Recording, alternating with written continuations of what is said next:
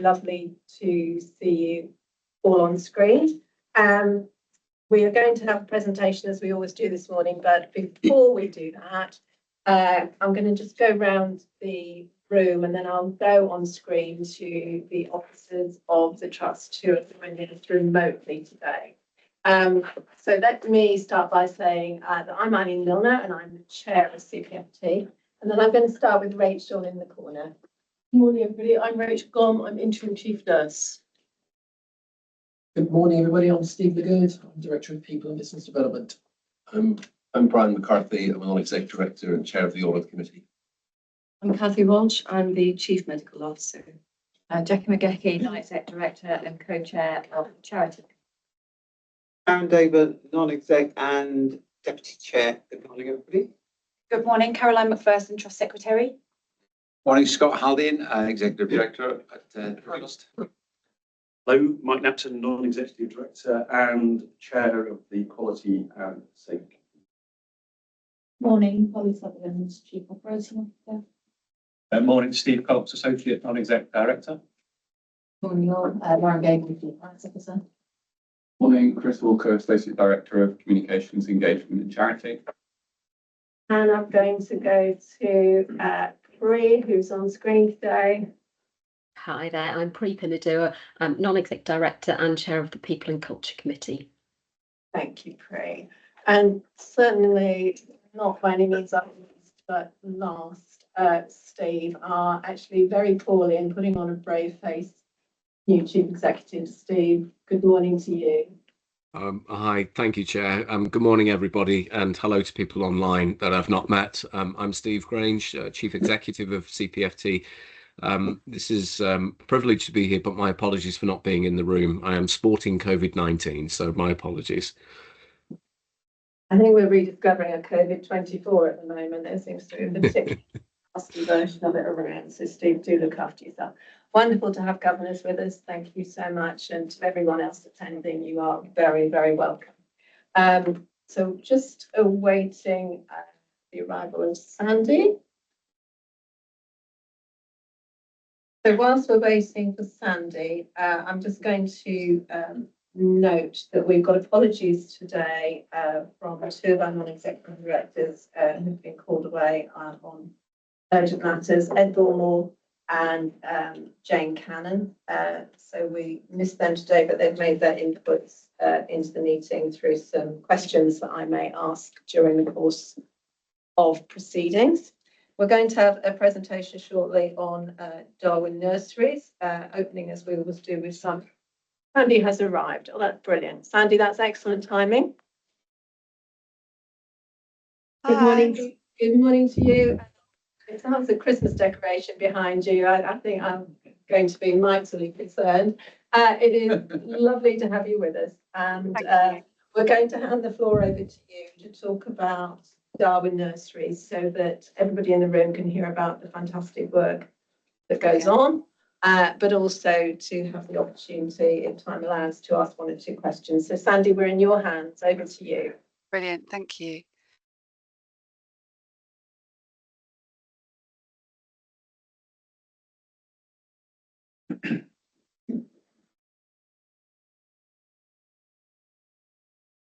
Hello, good morning. My name's Sandy Kane. I'm the team manager at Darwin Nurseries. My admin's just finishing, so if you just bear with me a sec, she's going to she's just going to move on. So thanks, Julie. Sorry, could you just go back to the first brilliant, excellent. So my name's Sandy Kane. I'm the team manager of Darwin Nurseries and Farm Shop. Darwin Nurseries and Farm Shop is a unique NHS service. It's a unique provider of day services within the trust and within the NHS. We work with people with adults who are neurodiverse and adults with learning disabilities and mental health challenges. We originally moved to the Darwin Nursery site in 1995, which does make us 30 years old. We're celebrating our 30th year here this year. The work that we do here is focused on therapeutic horticulture, therapeutic animal care, and we have opportunities in our farm shop and in our cafe for our co-workers to gain work experience. Can we have the next slide, please? So, what is Darwin Nurseries?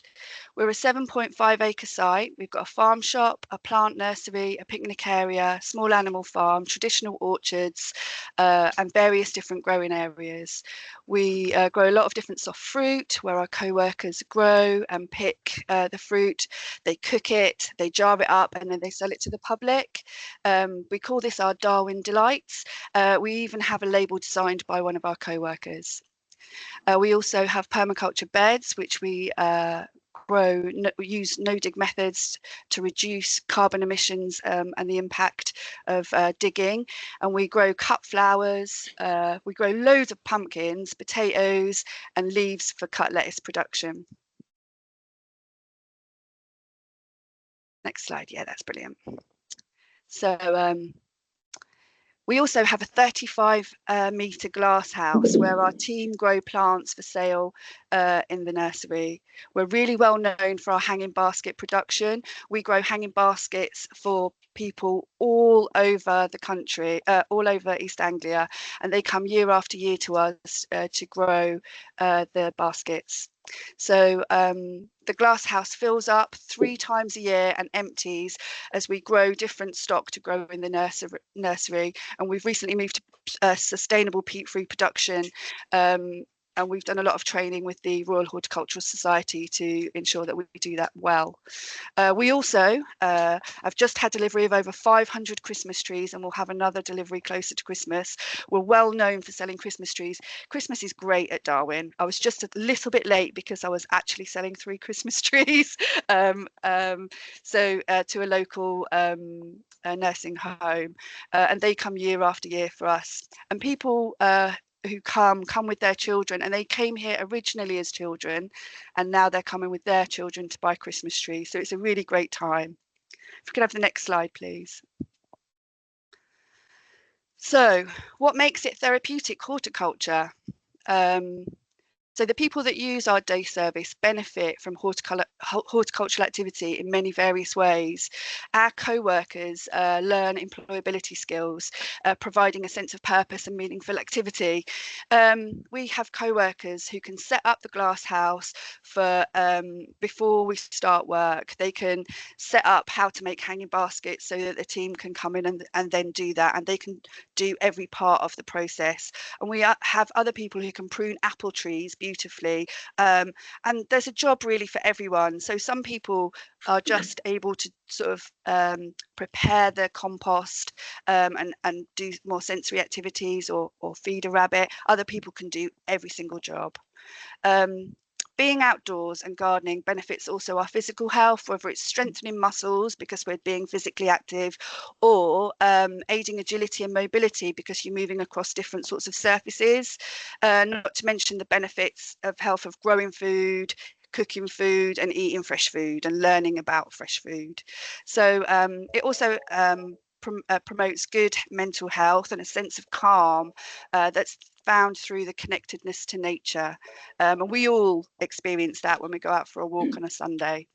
There's also confidence and a sense of achievement when seeing things grow, and an opportunity to switch off from your worries during mindful activity. It's important to recognise the opportunities for building relationships too, which reduce isolation and provide, you know, untold health benefits. So can I have the next slide, please? So what do we see and hear from our co-workers about the benefits? So I was here sort of thinking about some specific people that we work with, and how being at Darwin Nurseries has really benefited them and benefits them every day. So we work with one woman who has autism, and she can often feel overwhelmed, and this can lead to challenging behaviours. But over the time that she's been here, she's learned to use the outdoors to decompress and self-manage, and she'll walk up across the site when she's feeling overwhelmed, and she'll come back and she'll say she's seen the birds murmuring, or she's seen the rabbits running across the path. And for her, this is a great success, and it's taken a long time for her to learn those skills by just having the space here. We also work with another man whose mental ill health leaves him feeling often isolated, overwhelmed and persecuted. And he comes to Darwin Nurseries even when he's feeling really unwell. He finds a space here to do productive activity because he knows he's safe here. He comes all the time. Doesn't matter how unwell he is. That can be challenging, but there's space enough for him to be here. He is, in fact, our expert tomato grower. Those tomatoes there, he grew all of those. He grows the tomatoes from seed to planting them in the ground, to training them, side shooting them, weeding them, feeding them, watering them. He comes in and says, anything you want me to do today? He's a man of few words, actually. And he's learnt that skill over many years. And it's really brilliant in the summer, particularly because that's his realm, that's his polytunnel, and it's a big old polytunnel. He does an amazing job. Can I have the next slide, please?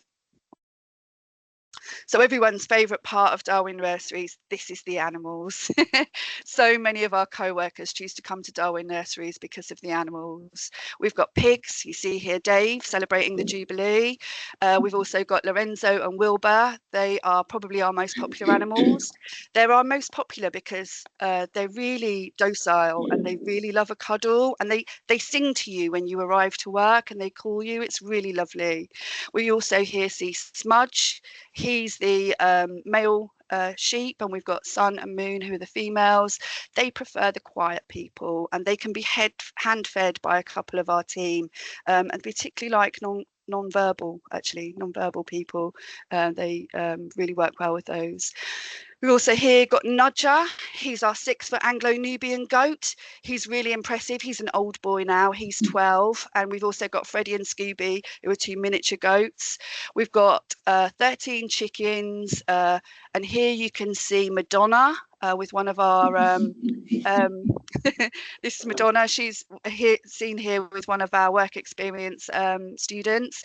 We've also got Pekka and the Minion, and loads of other chickens. The thing is, everybody loves to cuddle a chicken, so that's what we're training our chickens to do. The seats in with the chickens, and when we feed them, somebody sits down and one of the chickens gets a cuddle. We've also got 4 runner ducks, and the last picture there is the rabbits. You've got here 2 young girls who adopted Oreo the rabbit. We also have 2 beautiful hare rabbits. Customers can adopt the pigs and the rabbits at the moment. That's a new service that we provide with funds and support from Head to Toe Charity. Can I have the next slide, please? So, why do we keep the animals? Well, we don't eat them. I always get asked that. Do we eat animals? No, we never eat the animals. The animals are here as care animals. They're handled daily so that they can be used to us being around them. Most of them, not all of them, the sheep don't like a cuddle, but most of them like a cuddle. The co-workers are our experts in the animal care. And when I first started here, the co-workers showed me how to look after the animals. The care of the animals has all the same benefits that therapeutic horticulture has, promoting benefits, physical health, mental health, and a sense of purpose. But also, when you are a looked after person, and you have been all your life, to look after and care for another develops a compassion and a sense of responsibility. And it's a really loving relationship that has no pressure to it.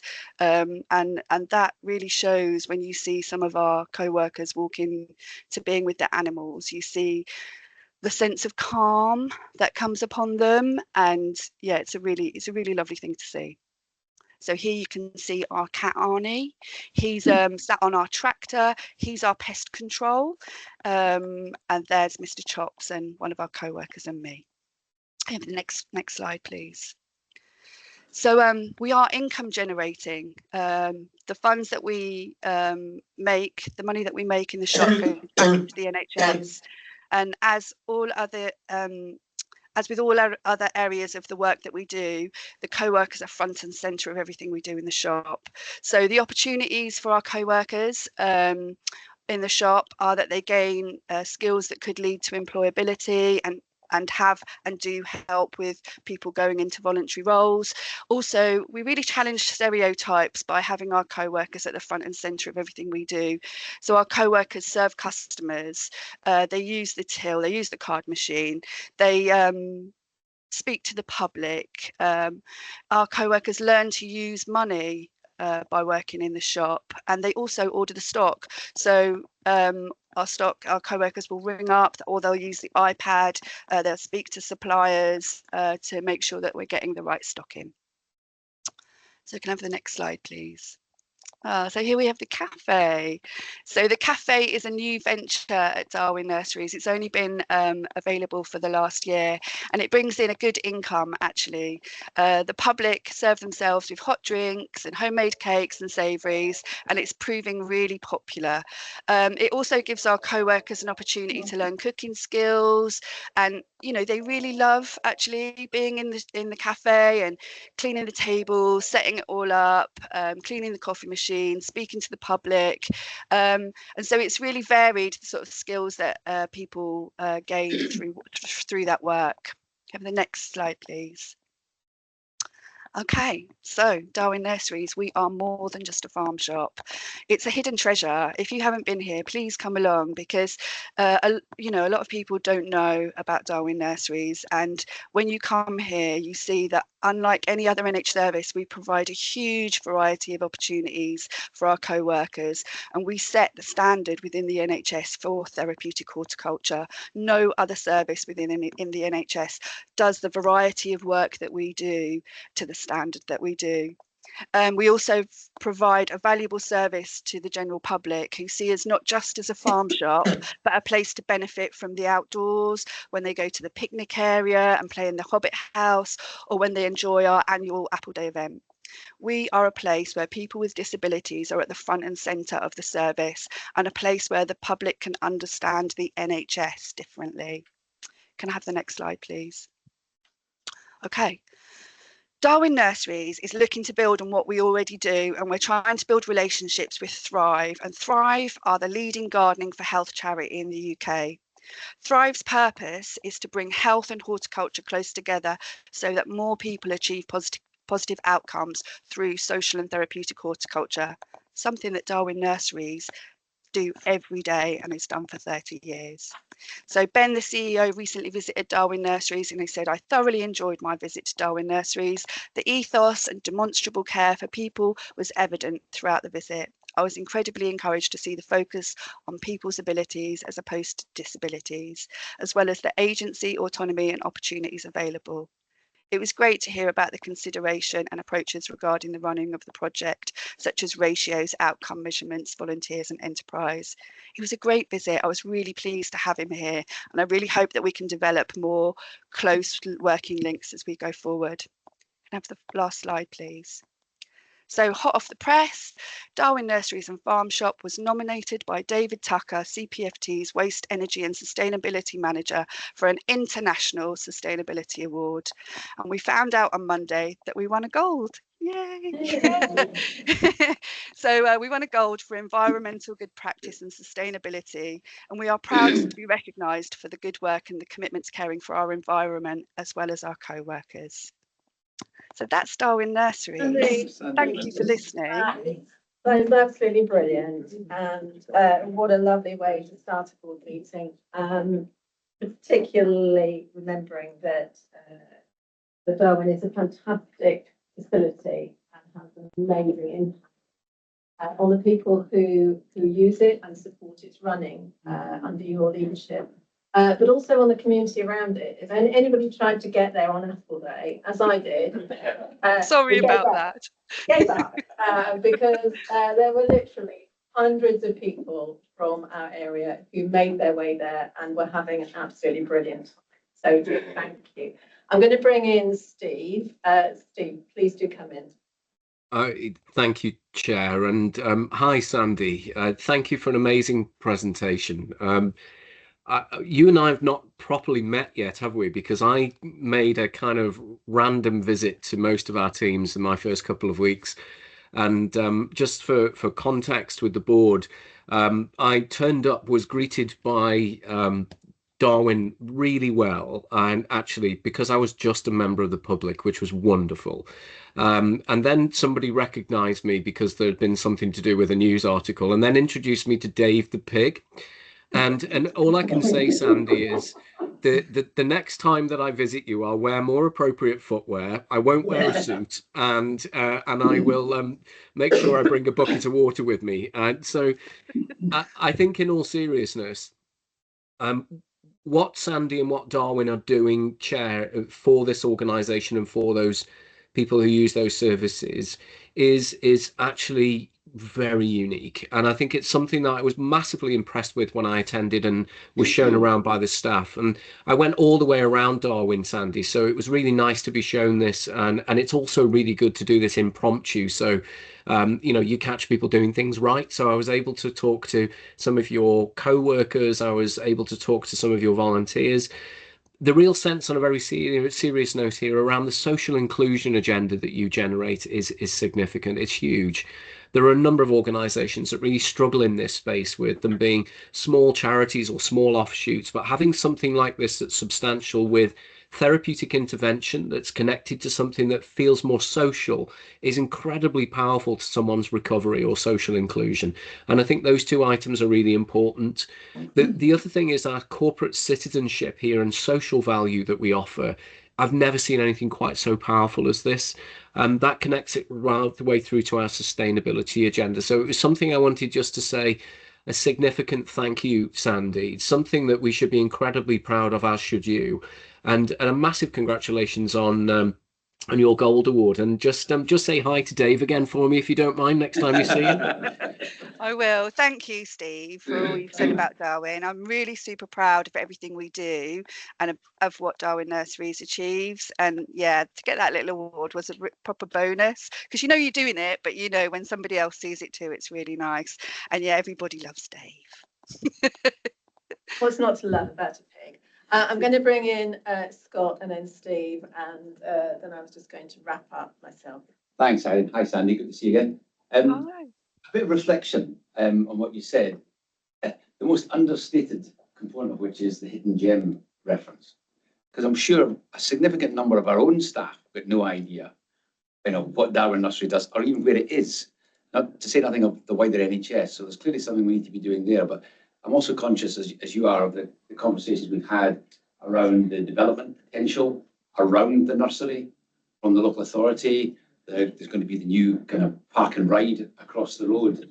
And as a bit of a tangent link to Steve's point about the organisations that we've worked with over the years in terms of their commitment to corporate social responsibility, if you were given a free hand, what would be the most significant thing that we as a board could do to help develop further the impact that the nursery has on not just the co-workers that we have, but in that wider kind of social context? So I think, I have loads of ideas about things that we can do at Darwin Nursery, so I could talk all day about that. But I guess I think we need a website. We need a website because that's separate from the page that we have on CPFT. I think it would bring in a whole heap of money essentially, but also I think it would give a proper platform for people that want to be part of Darwin Nurseries. So I don't think very many people go to that page on the NHS link when they want to come and be a co-worker here, and I think that would make a massive difference. There's also, there's a lot of work that could be done around developing therapeutic horticulture across CPFT. We are sat beautifully with all those gardens on the wards at Fulbourn, and I'm afraid I don't know the rest of Peterborough and things, but we could be well placed to develop a service that develops therapeutic horticulture across CPFT, and that would bring in income and it would also reduce costs. So I think there's a big piece of work that we could easily do there, and with the support of Thrive, who are almost biting my hand off to come and partner and work with us. So I think there's potential there for income generation, for developing therapeutic horticulture. We could be a leading NHS provider of therapeutic horticulture, and people could come to us as the leader in that. So yeah, I could talk. I have plans for that. I could talk all day about that, but they're the main things I think that You could probably be can't developed. see it, but as soon as you started saying about the website, a lot of nodded heads. Chris is busy nodding his head and typing, so I don't doubt there's an instruction going to someone somewhere, but we need to pick that up. But that's fantastic. Thanks, Sandy. And Sandy, you covered up a point that if Ed Bullmore had been able to be here, he would have talked about the wider CPFT and his vision for the greening of CPFT. We have differential spaces across our estate, but what is undoubtedly true is that the more that we can do therapeutically to enable people to benefit from nature, as very widely defined, is something that is well proven in literature now. So you are key, together with Thrive, by the sound of it, to do much more of that. So thank you for raising that. Steve, and then Rachel briefly, and then we must move on. Thanks, Sandy. A super presentation. Thank you for all your time. It's tremendous to hear about the work experience and employability skills that the co-workers are getting. We've heard a lot this week about Get Britain Working. The white paper from government stands to be bang in line with that. I just wonder, maybe not now, but are there some examples of co-workers who have come through the nurseries and gone on to get employment elsewhere? It'd be great to hear about that, not necessarily now, but perhaps afterwards, because I think that's a really strong part of the overall story, which was fantastic. Thank you. And of course, the work that Sandy does together with our employment service for the DWP scores are key elements of government policy at the moment. So we want to do more in this space. Rachel. Hi, Sandy, and thank you for the presentation. I remember many years ago when I did my learning disability training, working in a concrete workshop at Ida Darwin, which is a very similar principles. Do you have student nurses come? And I was just wondering whether that's something we could, if you don't, whether we can explore that. We have student OTs that come on placement here regularly, and that really is brilliant. We love it. They come in and they go, "Oh, it's so OT," and I'm like, "I know." But we don't have student nurses, and we have student social workers who come and visit, but not on placement. But we would happily take more of that. Sandy, could you please take back our congratulations on the award, our thanks for all the amazing work that goes on day in, day out.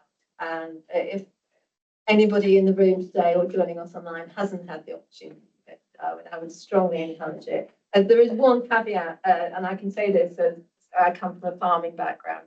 Not everybody loves to cuddle a chicken or a hen, and I am one of those people. So I'm just putting it out there. It's a great shame to my family, but not everybody feels entirely comfortable doing that. Pigs, fine. Hens and chickens, not so much. So, Sandy, thank you so much. Thanks, Sandy. Thank you. Thanks, everybody. Take care. Bye now. All right, everybody, with that inspirational little vignette of life in CPFT, let's move ourselves along. We've done taking on apologies for today, but we should also note that we've got observing us, we've got Chris Turner, who is our Deputy Director of Quality. Chris, you're very welcome today, and hopefully will provide us with some feedback on how you have found the meeting. So that is fabulous to be with us. If we can then ask if we have any new acquisitions of declarations of interest since we last met. All right, thank you so much. Let's go to the minutes of the last meeting, and we'll go through for accuracy in the first instance. So on page 1, page 2, page 3, 4, 5, 6, 7, page 8. On page 8, which is Caroline, it's the Guardian of Safe Working Hours report, not guarding of safe working hours. And on page 9. Steve, do you want to come in? Yes, thank you, Chair. It's just a point of note, although I wasn't present for this meeting, against the notes on the Board Assurance Framework 092407C, there's a reference to the board noting 9 key strategic risks, one of which is directly related to our R&D and innovation approach. Just for closing the circle on this particular subject matter, I know we've discussed this with our research and development director, and we'll be bringing forward the new R&D strategy to a future board meeting, Chair. Yes, indeed. Thank you for just clarifying that, Steve. So we've agreed accuracy. Steve has picked up that point, which isn't otherwise covered in the agenda. Is there anything else that anybody wants to raise today that doesn't come through the agenda items? Fantastic. Thank you so much. And thank you, Caroline, for getting the minutes out as usual. We go then to the action log, where I think we're very much in the zone of trying to complete and remove some action. So in terms of the ICB reset specification, the action is described as being open and ongoing. I know there's been quite a lot of discussion about this. So Scott, I'm looking to you on this. I'll say a few words and then pass over to Steve, because there's been a lot of discussion with the ICB on this that Steve picked up. So this is about commissioning a review of community and mental health services across the county. So we've been working closely with ICB colleagues in refining the terms of reference for that piece of work. We got to the point where, following a tendering process, there was a small group of organisations that we put through a sort of interview process. We had 3 organisations that we saw. Suffice it to say, of the 3, 1 was discountable pretty quickly on behalf of everybody who was involved. There were 2 that we had some reservations about, but there was also a concern that there was an expectation that another organisation should have bid, and that they had submitted a bid. For some reason, it had been missed in the screening process, going from the long list down to the short list. So there was then a sense of deferral before deciding what we were going to do about the 2 that we had some reservations about. And I think a subsequent session was then set up. And I think that's where I'll pass it to Steve. I think Steve was more directly involved in that conversation. All right, Steve. Beyond the mechanics of this process, then, what is happening? Yeah, thanks, Scott. I mean, I think, first of all, I think we should welcome the review, because from an ICB system perspective, having an overview of both the commissioning responsibilities and health inequalities across our population, it's actually really important that they do this commissioning review. So I think it's something that, as a trust, we'll welcome. That one of the areas that was discussed as the brief that was associated with this review probably just needs to be now reviewed in line with the new Labour manifesto for health against the 3 key areas of delivery. If we're going to look at this from a population point of view, to look at where we've got health inequality and health inequity, then our organisation needs to step around the table with a range of other organisations to look at this from a population health perspective. That's been agreed by the ICB, and in fact, at a regional level, we've had discussion with Chief Executive, my Chief Exec colleagues, and agreed to take that then at a regional level to make sure that we look at this through those lenses. I actually think this is also secondly welcome, because we're in the midst of revising our strategy, and as we revise our strategy as a trust, it seems somewhat pointless to do that as an individual entity in this current landscape. And therefore, it's really welcome that we can do that as part of a collective, so that we can tackle some of those health inequalities. I think the issue with the current providers that have stepped forward, I think that's now gone back into a second review about specification. And this is something to land possibly after Christmas with regards the influencing the new contracting round the year after, not this current year, which will give us at least a good opportunity to make sure that this is clinically led, and this involves the voice of our service users and those with lived experience. I know Scott and I have pushed really strongly for that to be a key component within this, and something that we'll continue to push, Chair. That's encouraging, and I can see that we've got colleagues joining us today for whom that will be a very important point to note, that lived experience is very much at the heart of this. So thank you for that update, Scott and Steve. In terms of the well-led corporate review, there's lots and lots of work going on around this. So a board development session did indeed happen, but lots of other work going on. The board assurance framework, I think we've shown an appropriate interest in making sure that this is regularly reviewed and updated, and this will come as a substantive item in just a moment or two.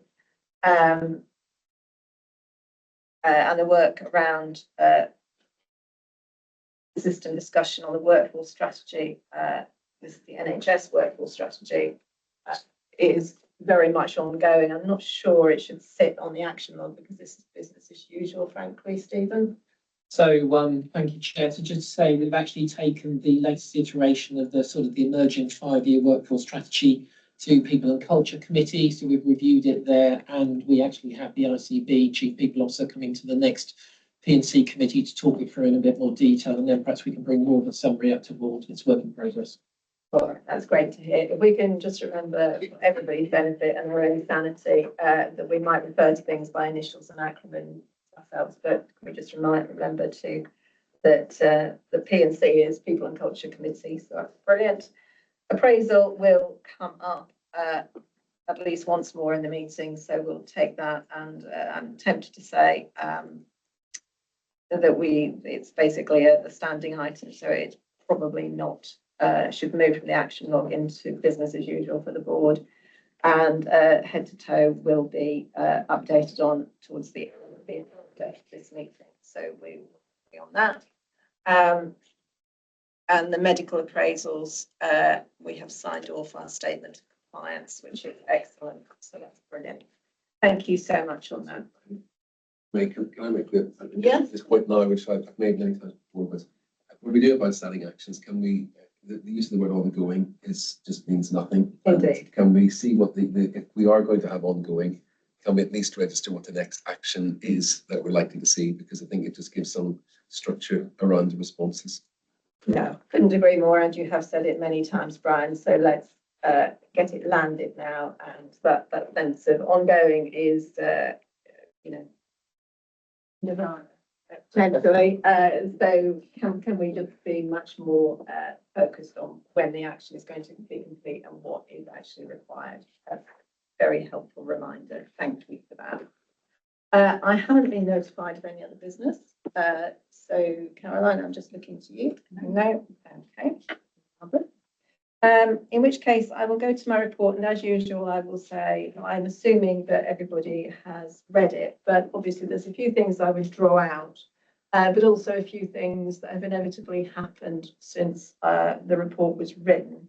So if you'll indulge me, I'm going to begin by congratulating Karen, who is just to the left of me, on taking up her role as Deputy Chair of the Trust. I was delighted that she has been willing to do this. Karen is a longish standing member of CPFT's board, has been chairing quality and safety for a number of years, and is a really positive and powerful force right across CPFT in terms of the reach and the knowledge that she has of the services that we provide. And so Karen, I am very, very grateful to you for taking up that role. I want to just again formally to welcome Steve. He's probably now in week 7, 8, maybe week 8. But it is undeniably true that Steve has already had hugely positive impact on CPFT. I think everybody around this table would acknowledge that.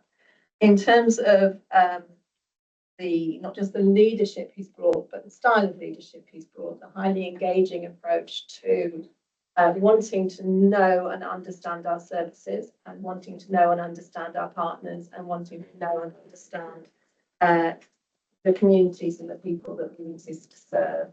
So Steve, thank you for what you have done so far. I spent this week counselling you that you really are too unwell to be working, and I'm grateful that you're here today. But you're a salutary reminder to everybody who is eligible to be vaccinated against flu and COVID that you should take up your vaccination. That's my health message for the day out there. We've referred to some of the preparatory work we've been doing around our well-led review, which is obviously part of the CQC's regulatory and inspection process. And I think it's important to say that although that it's requiring lots of hard thinking and hard work, we actually do welcome this, and particularly the learning that's going to come from it. We realise that we've got much to do, and I think what I'm encouraged by is the purposeful and united way in which we're seeking to improve, which has been our mantra, certainly since I took over as chair. Because at the end of the day, our duty, it will always be to provide high quality care to all of those we exist to serve. And this is going to support us in doing just that. In my note, I did reference that some of our talented colleagues within the ICB are moving to take seconded positions within NHS England, and we are to congratulate them on that. And it's good for our area that their talents are being recognised. But I think it's also important to recognise that in parallel with that, that the role and function of integrated care boards and indeed of ICSs are being, the system that sits around them, are being thought carefully about at a political level and by NHS England. And I think the very encouraging thing about that, and it's been referenced already, is that we're going to, I think, see these structures be encouraged, stroke required, to particularly focus to a much greater extent on population health. And that really is the focus on the people we exist to serve and what they actually need and what the NHS should be providing for them. And those of you who've heard me speak regularly on this matter will know how hugely important I believe that A, this happens, and that B, CPFT as the only health body in Cambridgeshire and Peterborough that is coterminous across the whole geography, that we use our voice to talk about the population needs that we see through our work, and indeed some of the gaps that exist and have existed for too long. So we really do welcome this move. We ought to also pause to note the introduction of the new Mental Health Act bill into Parliament. And this is important because it provides a framework for the way in which mental ill health should be considered in law and the rights and protections that are afforded to those who are typically most unwell and at greatest risk. And we're going to be following the development of that bill very carefully and making all and every opportunity to make inputs to consultations as they arise, because it's something that the current Act has been in need of reform for some while, and it is encouraging now to see some progress towards thinking about this. I want to also return to a subject I've spoken about before, but in the news this week, and it's about the role of whistleblowing, freedom to speak up in the NHS. Those of you who know me a little bit will know that in a former life I worked to bring freedom to speak up to life in the NHS and worked closely with Sir Robert Francis on that. It's important to note that whilst it's always slightly regrettable that we have to reach to legislation and regulation to make sure that the right thing is done, that we should be very positive about the most recent announcements made this week by the Health Minister, where she was talking about the need to challenge a culture of cover-up where it exists, and therefore the intent to consult on a new system of regulation for individuals who work particularly in management roles across the NHS. And you know, her phrase, which is that regulation must support a culture of openness and that we know that that is critical to delivering consistently safe care, is what I think all of us remembers is seized by. So I think we welcome this. We should see it in the context of work that we are doing already, and should be encouraged by the way in which our staff have taken opportunities to speak up, and the way in which they have been both listened to, heard and responded to. And I'm grateful to all colleagues who support in that. But we want to see even more, and it's important that it happens for an NHS that the public can have confidence in. And I'm going to end by just talking about our role in Cambridge University Health Partners. I do talk about this a little bit, but yeah, I think it's really important to note that CPFT is using its voice increasingly in this forum, which is a forum which is intended to drive forward and promote innovation in health and care. And the work that they are doing, and Kathy and I have discussed this, about promoting better understanding of the brain, has got the potential to be incredibly important for both physical and mental ill health. And given how important brains are to all of us, it makes me curious that actually relative to other parts of the body, that the brain has had rather less attention, possibly because it is such a complex organ, than others. So the role that CPFT is playing there and wants to do more of is so very important. So I am going to stop there and move on to where I'm going to invite Steve to give his first Chief Executive report. Steve, over to you. Thank you, Chair. Thank you very much. For the minutes, I have been vaccinated, just in case. I didn't want that to be my first performance check at my first public board. So yeah, and I do even have the badge to prove it. So I've had the little shield on my badge. So there it is. There's my evidence. The one thing I am conscious of, Chair, though, is dependent on how well I do as Chief Executive with our workforce.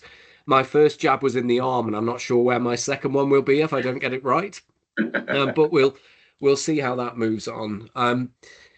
Yeah, thank you very much. I mean, it's been an interesting. I'm at the end of my 7th week at the moment, and it's firstly always a huge privilege to operate in any leadership role that we have within the health service. It is a significant privilege to be able to make decisions to improve the lives of hopefully thousands of people, including the people who work for us and the people we care for. We then have to take a moment to think about the sector that we're in. Mental health, learning disability, children and family, specialist and community service are often the most vulnerable people in society, and often some of the most complex conversations that we have are in this space. And so it's a second and double privilege to be able to lead an organisation with that heart on its sleeve, with the ability to form relationships that are long and enduring, with people that struggle with some of the conditions that we're there to help them with. 7 weeks in, I'll take my report as read, Chair, but there are a couple of points I wanted to raise, if I may. The first is I've kind of made no apology of going somewhat feral and disappearing and appearing in teams, sitting and having a coffee with somebody, or going and introducing myself. And subsequently, I've been able to meet 500 or 600 people now in the organisation. Now, that's nowhere near as many as I'd like to meet, but enough of a sense of where the organisation's feeling is and what the organisation believes is important to it. One of the areas that I think is really important for us is how we connect ourselves both internally and externally. And one issue I've come across really over the last 6 or 7 weeks is we have a large group of people, in fact, pretty much everybody who works for us with one single reason in mind. And this might sound a bit romantic or twee, but one single purpose, which is to help others. They are some of the most deeply committed people that you'll come across. Our workforce, whether they be clinical or non-clinical, are all here to improve the experience of the service user and their families. And I've never, ever come across anybody that hasn't had that value. So that's incredibly heartening. In the first month also of being here, there's been some significant events at CPFT. We've celebrated Black History Month. We've worked with our Hindu community on Diwali and Yom Kippur, our Jewish community, and promoted Freedom to Speak Up Month and celebrated and recognised our Allied Health Professionals Day. And then we've also marked World Mental Health Day and World Diabetes Day. These days, there are more days than days, if that makes sense. But the reality of it is we focus on making sure that we recognise and respect the diversity of our workforce and the richness that that brings.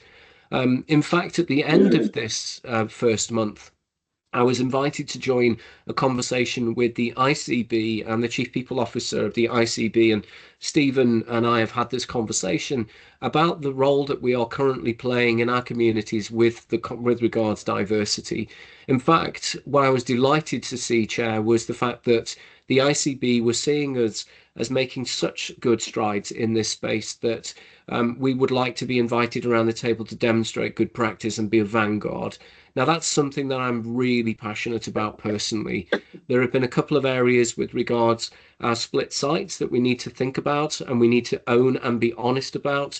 And those have been managed beautifully by the team. And so big thank you to the executive team. There is always a comma, but there is always more to do. And I think this is a conversation that we're starting to have as a team around how do we want this to shape up into our future? What do we really want to feel like as an organisation that offers an outstanding place to work? You heard Sandy today talk about something that was enthusiastically passionate about what she does. She loves what she does and she loves where she does it. And if we can capture that and spread that across our entire organisation, then we will be an organisation that stands up and is incredibly proud of every corner of the service that we provide. And that's something that I wish to put forward really as Chief Exec. There are a couple of areas that we've picked up on since my start in the role. And again, a big thank you to my executive colleagues. Those areas really are on three functions, shall we say. One is our people, the other is our performance, and the third is our processes. So the people agenda, very significant piece of work for us around our culture, what it feels like to work here, and all of the emerging policies that are coming out of the new government. And Stephen is leading on that for us with our non-exec colleagues. And that will then convert into a new workforce strategy aligned to a revised organisational strategy moving forward. That will be co-produced. It will take into account all of the new guidance that we have, but actually through its essence, it will talk about cultural framework and behavioural frameworks of what we want to see as an organisation and how we want to behave and support each other as we come to work. The second is our performance, and some areas of our performance the team have lifted really heavy into.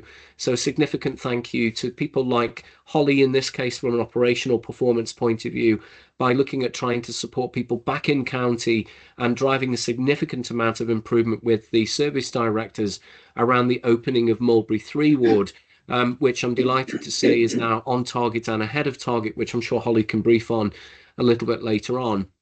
Our financial performance is something that we've had to get more of a grip on as things get tighter around us.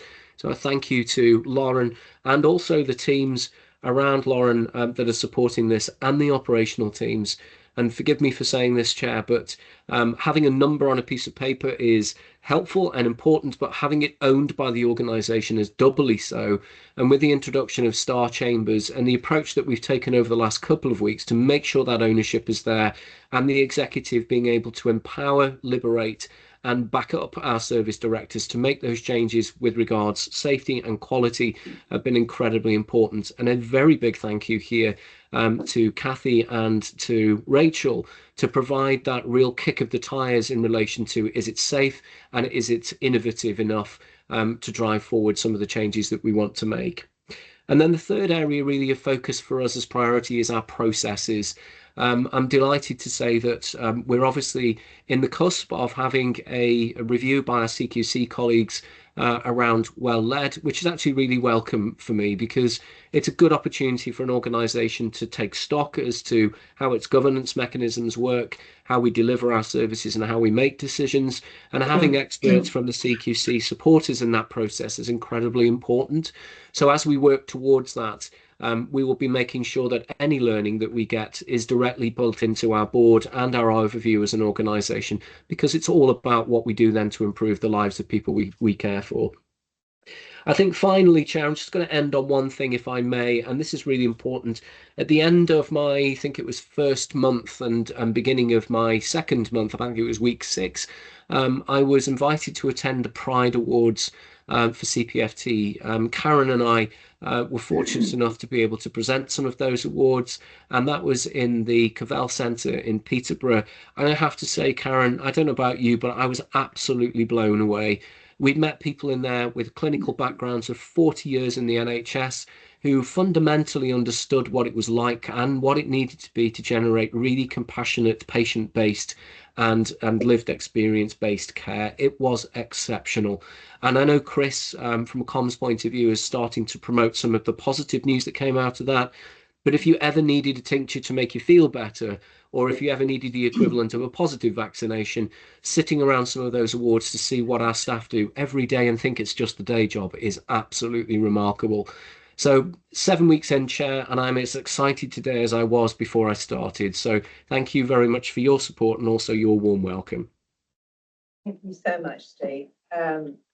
Brilliant, and a good place to end in terms of talking about the Pride Awards, which I would encourage everybody to go to. You do need tissues when you go, because as Steve says, people do, and I've said this many times, people do amazing things in CPFT every single day. They don't recognise that they are amazing. It is the job. But as Steve and I have seen this week, we get letters in from people who are thanking our staff for the difference they have made to their lives or to the lives of people that they care about. And we should never lose sight of that being a huge privilege, but those staff being an enormous asset to us. Karen. Could I just make one point, because she is in the room? The hard work that was done to actually have it set at Cavell, first time ever.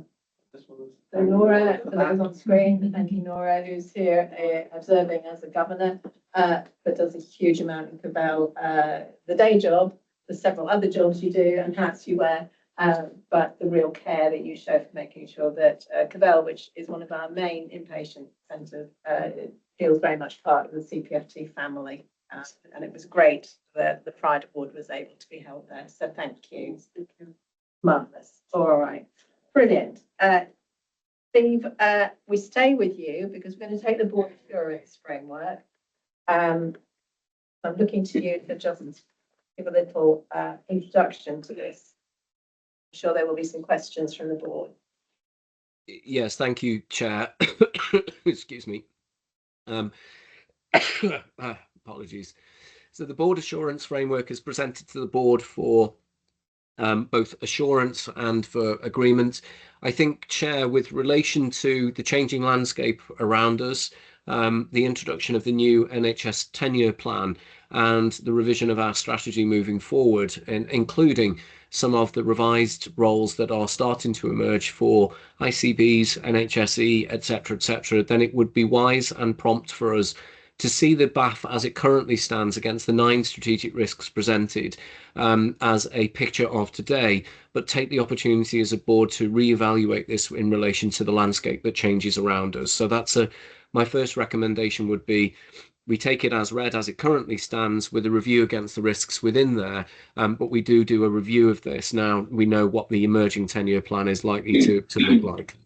We will take that through, obviously, the relevant board committee and discuss that as both a team of executive in terms of mitigation of risks, as well as non-executive in terms of assurance associated with where we are. So, colleagues, you'll see from the report that the board, the BAF contains 9 key strategic risks. No new risks have been identified or added since the last report. 3 fall under strategic aim 1. 2 under strategic aim 2, and then under strategic aim 3 and 4, the remainders will sit. I would like, with permission, Chair, from your good self, to then open this up to questions, but should there be any subject matter expert in the room around questions on this, I'd ask and invite my executive colleagues to provide an answer around mitigation or assurance. Thank you, Steve. Before I open up to questions, I mean, I have an observation which I've made a number of times, but a few of us have been looking at board assurance frameworks from a number of other trusts, So this isn't particular to CPFT, it's an observation around the role and function of the board assurance framework as being something that I would always think of as being a highly dynamic tool, useful, drawn upon regularly by the executive. And the sort of observation of looking at a number of board assurance frameworks across a range of different NHS trusts is that they typically seem quite static and that things often appear and reappear. Now that may be a very, well, just perennially are stuck there. Now that may be the nature of the work we do. But I suppose, Steve, the first order question is to ask you about your philosophy of using the board assurance framework as a management tool. And then we'll open up to more specific questions. Yeah, thank you, Chair. I think you're absolutely right. I mean, highly effective board assurance framework start with the strategy and they compose the strategic risks.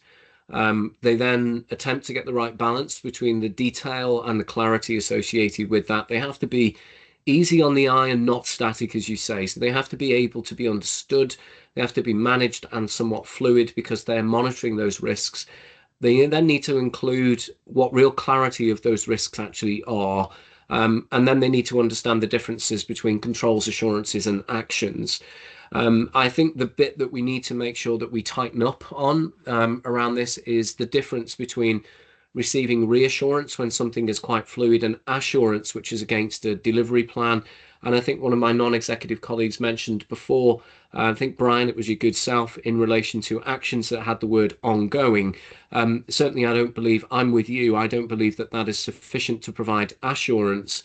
There needs to be a detailed plan or delivery plan associated with the mitigant of the risk or the management of the action with a fixed date that then gets reviewed, because sometimes things do move. But if they move in perpetuity, then they never change, would be my experience. So I think there's a good opportunity here to use a lot of the national best practice that we currently see around the board assurance framework, use the context that I've just mentioned around some of the changes, and then refresh and revise this in order to make sure that we can provide assurance through to the board that this has been used as an effective management tool, Chair.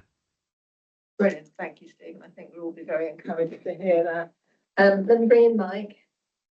Steve, thank you very much. So if I've heard you correctly, this is the BAF, which is for today, and it is what it is. But I think you intimated that we're going to review the development of our strategy, and that therefore links to the review of how the BAF looks and how it works. And I just wondered if you've got a sense, so that feels like a plan. And I just wondered if you got a sense of how you go about that, but also how long we should spend doing that work. It feels quite urgent. Well, not urgent, it's pressing and we need to get on with it. Yeah, so I think the revision of the trust strategy in terms of our direction of travel at the moment, so I think my colleagues would hopefully support me on this, is that the trust will really value and benefit from a revised strategy, and that clarity going back into the workforce to determine what the landscape looks like for the next 5 years is really important, given the turmoil of new government changes around people. People always continue to deliver hopefully high quality and safe services out there irrespective of that, but organizations need to be able to signal a vision and a direction for those individuals to align to support them, which we do have indeed in place as it currently stands.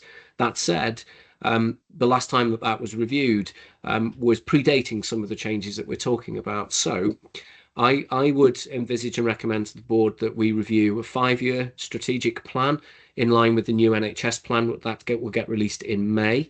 And there's a strong chance that that then needs to be aligned back across into the delivery vehicles that we've got.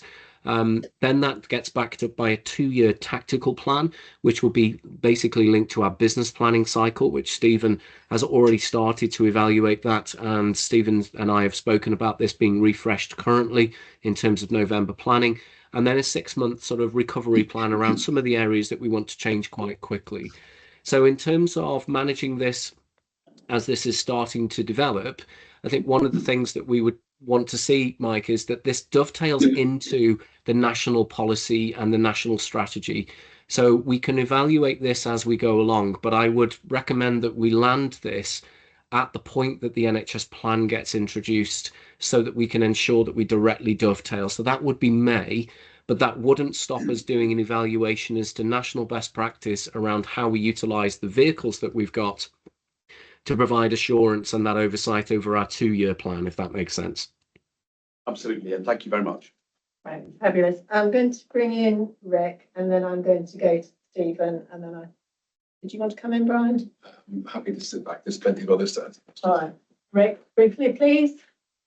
Hi, everyone. Yeah, just and good to meet you, Steve. I haven't kind of met you personally. Yeah, a question about the Board Assurance Framework Strategic Aim 3 on leading in research and innovation. Obviously, this picks up on our strategy, but also you mentioned pride earlier on, and innovation, of course, is in pride as well.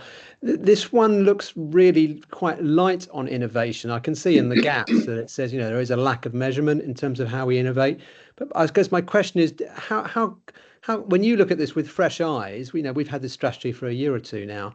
When you look at this with fresh eyes, do you think that we as a trust really are embracing innovation? And in particular, I'm thinking of, for patient care, innovation outside of the NHS. There are some amazing case studies around the world, particularly in America, but around the world, of some of the innovation going on in patient care. And I've got to be honest, I don't really see much of that happening.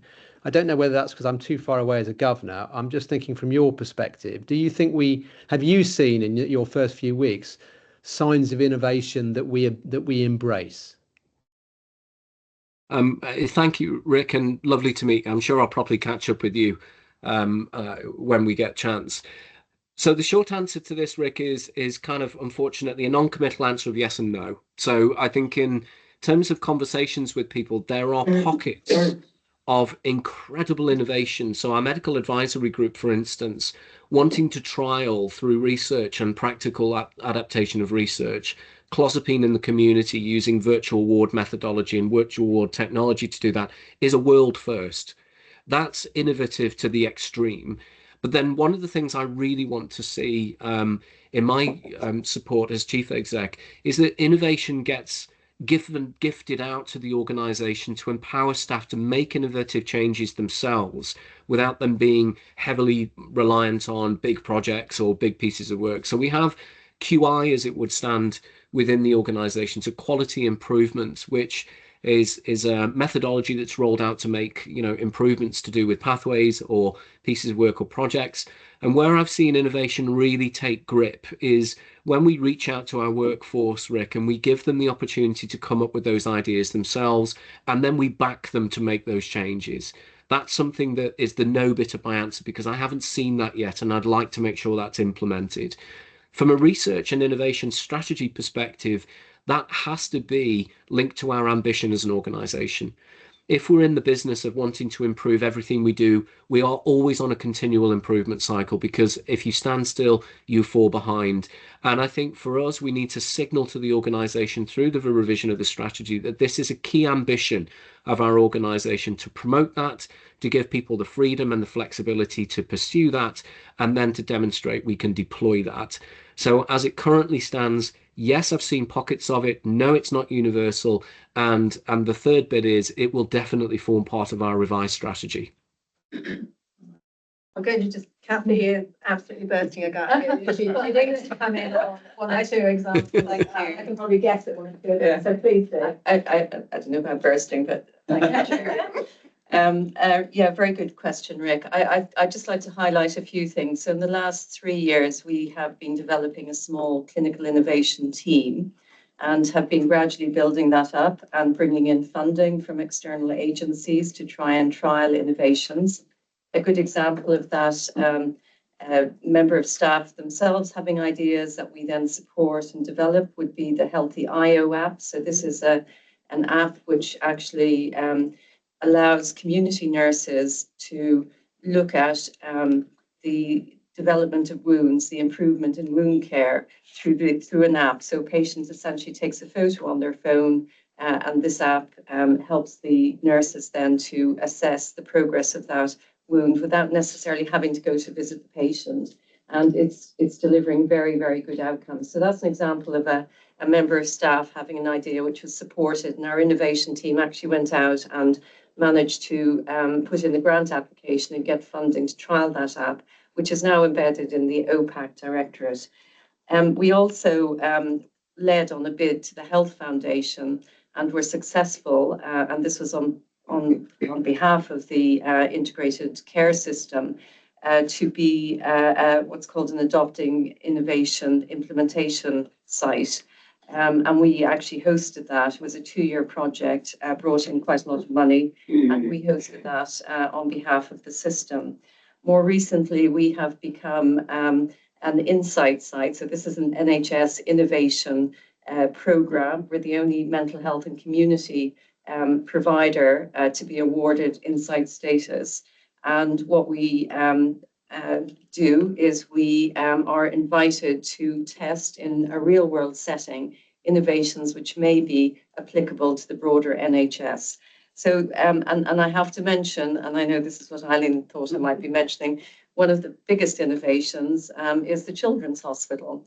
The idea of bringing mental and physical health together and integrating them to the benefit of outcomes and the experience of children and their family has to be, you know, a very, very significant innovation. So there's lots going on, and to use an Eileen phrase, there's almost always more to be done. But I think we're really building up our innovation profile, and lots more going on. I'd love if we had the opportunity to present at some stage. We certainly will do, and I know that there are people in the queue to come forward to talk this very topic, Rick. So thank you for raising it. Stephen, I'm going to go to you very briefly, then to Brian very quickly. Yeah, thank you. Thanks very much, Chair. Really, this is just to reaffirm what Steve said. You know, so clearly there's a piece of work around the street, and there's a piece of work around the recovery plan for 24-25. We're already starting that work around our business planning cycle, which is 1 year. And again, in 2 weeks' time, we've got private board, and we will be talking in more detail around how we're going to do this and sort of timeframes and pace. Clearly, I would suggest we need to move relatively quickly, but as Steve says, we do need to align it to the new, you know, NHS plan and also the emerging sort of new models of care work in the system as well. And I think it's important just to sort of recognise that one. All right, Ashley, thank you. Brian. Just to say that very reassuring what you said, Steve, about the way forward and all of this. I think you're right, Stephen, we need to be careful that we don't hang around waiting for others in the system to tell us what to do, because it will inevitably be delayed. The one thing that was the first item on our BAF is actually about our stakeholder relationships, the key one of which is obviously the ICS and obviously with all the other commissioning other bodies that we work with. And that's the one that we may have least control over. And if there's a sort of a message that we might want to feed into the process, it's about, is there a way in which we can kind of get ahead of that so that we become drivers of change or drivers of actions rather than be the victims of other people's decisions? Because I think until and unless we can manage to get some more control of that. And I thought it was interesting, just as a sidebar, you know, the work that's been done on the general population health and general population demand across the ICB area, I think is fantastic. But I think it's critical if we are to be successful, that we try as much as possible to get ahead of that. It may not be possible, but I would encourage that. I'm going to give Steve the last word on this one, because I think, Brian, you raised a topic which he's very thoughtful about already. So Steve, if you come in. Yeah, thank you. I'll be really brief. Thanks, Brian. I agree with you in terms of getting in front of it. I'm afraid I might need to challenge you on the fact that it's outside of our control, because I think the presence of our relationship with our partners should be definitely within our gift and within our control. I think some of it is how we will present the fact that we want to work as part of a system. And I think certainly what we've been doing through that piece of work that Scott and I have been talking about is making sure this isn't about organisations, this is about patients, this is about members of the public. And therefore, our opportunity here is to step forward as a partner within that jigsaw piece, because we're responsible for the delivery of part of that, but we can't and shouldn't do that on our own.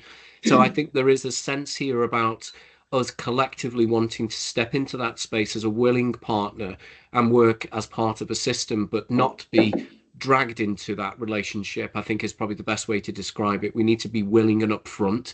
So as part of our revised strategy, one of the things that I'll be asking the executive to do is to step forward with really good examples of where we can partner in an improved way, or where we're currently partnering in a way that needs to be profiled more, such as the Children's Hospital.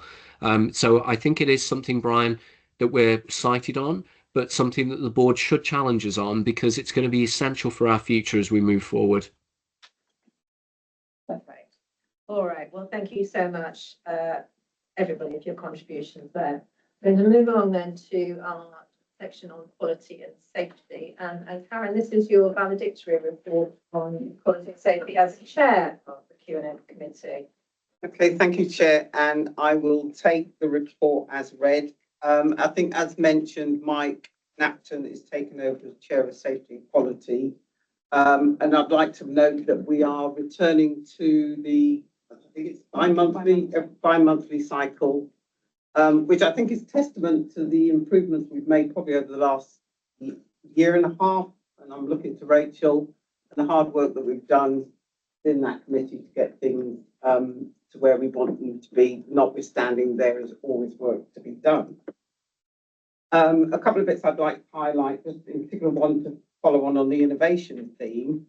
In September, we approved the mortality and learning from deaths report for Q1 and the annual mortality report for 23-24, which was presented to the ICB, I understand, by yourself, Kathy. The Trust continues to improve the governance around the learning from death processes.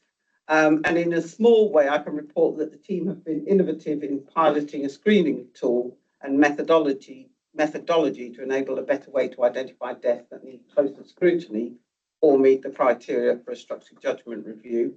And also an app is being reviewed that will assist in the collection and the managing of data to inform those reviews. We are seeing good examples of learning from the SJRs and from in-depth case reviews which have taken place and well attended by staff from across the Trust. All learning is shared across the Trust in short briefing documents, which I have seen and are also very visual and impactful, and with partners such as mine. The other thing I want to just comment on is the June 2024 Safe for Staffing 6-month review, excuse me, that was presented by Mike Seaman of our inpatient nursing staff establishment to ensure there is safe staffing to deliver quality of care and best possible outcomes for our service users. Data sources that inform that review include the number of red flags raised by wards, the care hours per patient across all wards, and the actual hours staff have worked. The Trust also uses several tools to ensure that the right staff are in the right place at the right time. Outcomes of the review highlighted include such things as the ongoing challenges of vacancy levels, which has improved over the past 12 months. I will add a need for investment in the skill mix to improve retention, upskill the workforce, and provide a career pathway, and to free up time back to direct care. Experience visible clinical leadership, and also the variations in practice that need to be better understood that could improve efficiencies. And lastly, in addition to the 6-monthly review, next steps include a consideration of a further in-depth work on the establishment to identify themes and actions to address them. Lastly, I'll comment on the good work by Anna Took, who presented the patient experience complaints and PAL's annual report at the October meeting. Complaint themes highlighted included access to services such as mental health assessments in A&E, ADHD pathways, and the waiting times for assessment and medication. Patient experience data shows improvement in things such as care planning and medication. The timescales for the management of complaints is best under review to better understand where improvements can be made, because we do see a slight dip in the performance there. But the team continue to triangulate the data from the 3 sources to improve the service provided by the Trust. And I think it's important to ensure that we continue to triangulate that data to inform the service that we provide. Good work continues to improve the patient experience, which includes surveys asking for demographic data to enable comparisons across the county, north and south. And I think we've mentioned health inequalities in the county, and we know there tends to be a north-south divide, and understanding return rates from different ethnic groups. The future offering of questionnaires in different languages is one of the things that I know Anna is working on. The new improved patient carer survey was launched in October. That was co-produced with parents and carers. So I want to make a thank to the hard, persistent and passionate commitment of Anna in terms of this work, which is significantly important if we're really going to deliver the service that our patients need. I'll stop there. No, thank you, Karen, and good to see that the work that Anna has been driving is now beginning to deliver improvement, which I think we're all pleased to see. So, questions coming out of, I'm going to go to Jackie and then to Mike. Thank you, Karen. My question is in relation to the item around staff assaults on the report, and it's really welcome that we've had a review. I'm just wondering what are the actions coming out of that review, and also the triangulation of some of that information to other staff intel that we get through the People and Culture Committee, and kind of just getting a grip of how serious this is and how we're resolving it. I'll bring Rachel in, just to give a bit of context. So a few months back now, I've lost track of time, we did ask for a review of racial assaults against our staff, in particular at Cavell, but Mike Seaman did a brilliant piece of work in looking at what that looked like across the trust. He presented a paper. I think Mike is expecting an action plan to address some of the issues that were raised, to understand what is actually going on, what do we need to do to improve the environment both for our staff and our patients within the ward. But I will bring Rachel in here at this point to add to that. Thank you. Yeah, as Karen said, an issue was raised, and Mike Seaman, my deputy, did a deep dive into assaults on staff generally. The four main areas of focus, and the first was the creation of a new group combining three previous groups looking at data and triangulating that data. And that group is now titled the Violence and Aggression Restrictive Practice Reduction Group. And that's where staff are coming together, looking at the data, triangulating that. We then need to, the next step is how that links into people and culture.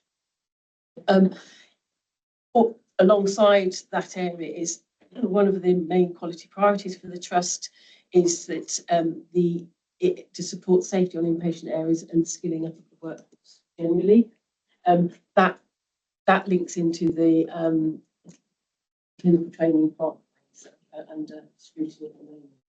Creation of a new Power BI dashboard to monitor, triangulate and take the action from real-time data, which is then reviewed within the group that I referred to, which has an acronym which you don't want. And then lastly, to build upon the work under the culture of care that's been described before, the 4 wards that are disseminating the learning from that. And that's particularly focused on equality, trauma-informed care and neurodiversity. All right, thank you for that. I think it's really important to stress, and I'm sure that Steve would want to stress, that assaults against staff are not something that can ever be excused or condoned. They do sadly happen right across the NHS.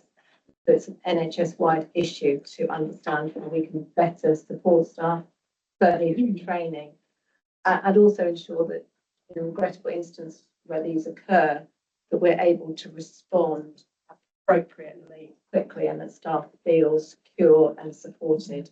I think that is absolutely critical. And I speak as someone who had a family member who was assaulted providing care a long time ago. But they are horrible, horrible incidents. Let me bring in Mike, and then I'm going to go to you, Steve. So can I first formally thank Karen for the work she's done on the quality and safety hard act to follow, but I'll do the best. But I think that really needs to be done. Thank you. So the second is, I've said it before, but we call it the Quality and Safety Committee, but actually it's the Quality, Safety and Patient and Carer Experience Committee, which is a bit of a mouthful. So I'm not suggesting we change the name, but I think we do need to remember that that is in proportionate attention. And I've met with Anna Took, been to the Carers Board to try and understand what they're doing. And just a comment about the presentation from the nurseries, Sandy Kane. I thought that was a fantastic presentation in the sense that it put my head in the right place at the beginning of this meeting. Think about everything we talk about from the context of service users. And I just thought that was a very, very helpful, and it keeps me on in the right place when we start to think about the detail and the money and the operational performance. So, and then two further points, if I may. One way in which we're going to think about assurance quality committee is linking, I'm interested to know what Rachel thinks, but linking the data and the action plans to quality because that is one of the mechanisms by which you turn the issues that we're grappling with into not only purposeful action plans, but also innovative action plans. And I hope that that will grow. But the two questions I had was really about how we're doing in terms of learning from deaths and integrating that with learning from suicide. And the second is just to reflect that we move from partial to reasonable assurance with regard to CQC compliance. But I just wondered how we're going to approach that as we enter into a well-led review. Those were the two areas I was interested in. All right, there's sort of two components to that. Kathy, do you want to come in? Yeah, I might just in response to your question about learning from suicides, we had our inaugural meeting this week actually, which was very much an exploratory meeting to consider some proposals that have been put forward by our Learning from Death team, which have been done in consultation with others, so our lead nurses and other clinicians. We have a few ideas which we are to nail down essentially. What we don't want to do is to commit to something which we can't deliver. And what we're looking at is dovetailing with pieces of work already going on, such as the culture of care. One of the things that we're looking at is the National Confidential Inquiry into suicides and homicides, their toolkit for safer services. Mike Seaman, Deputy Chief Nurse, has done some really brilliant work starting to benchmark us against that. And what we're hoping is that from that, we will be able to chunk up pieces of work that will actually start to support the improvement of specific service areas. So that's one particular area. We've also been looking at how we're involving people with lived experience, so families who've been bereaved through suicide.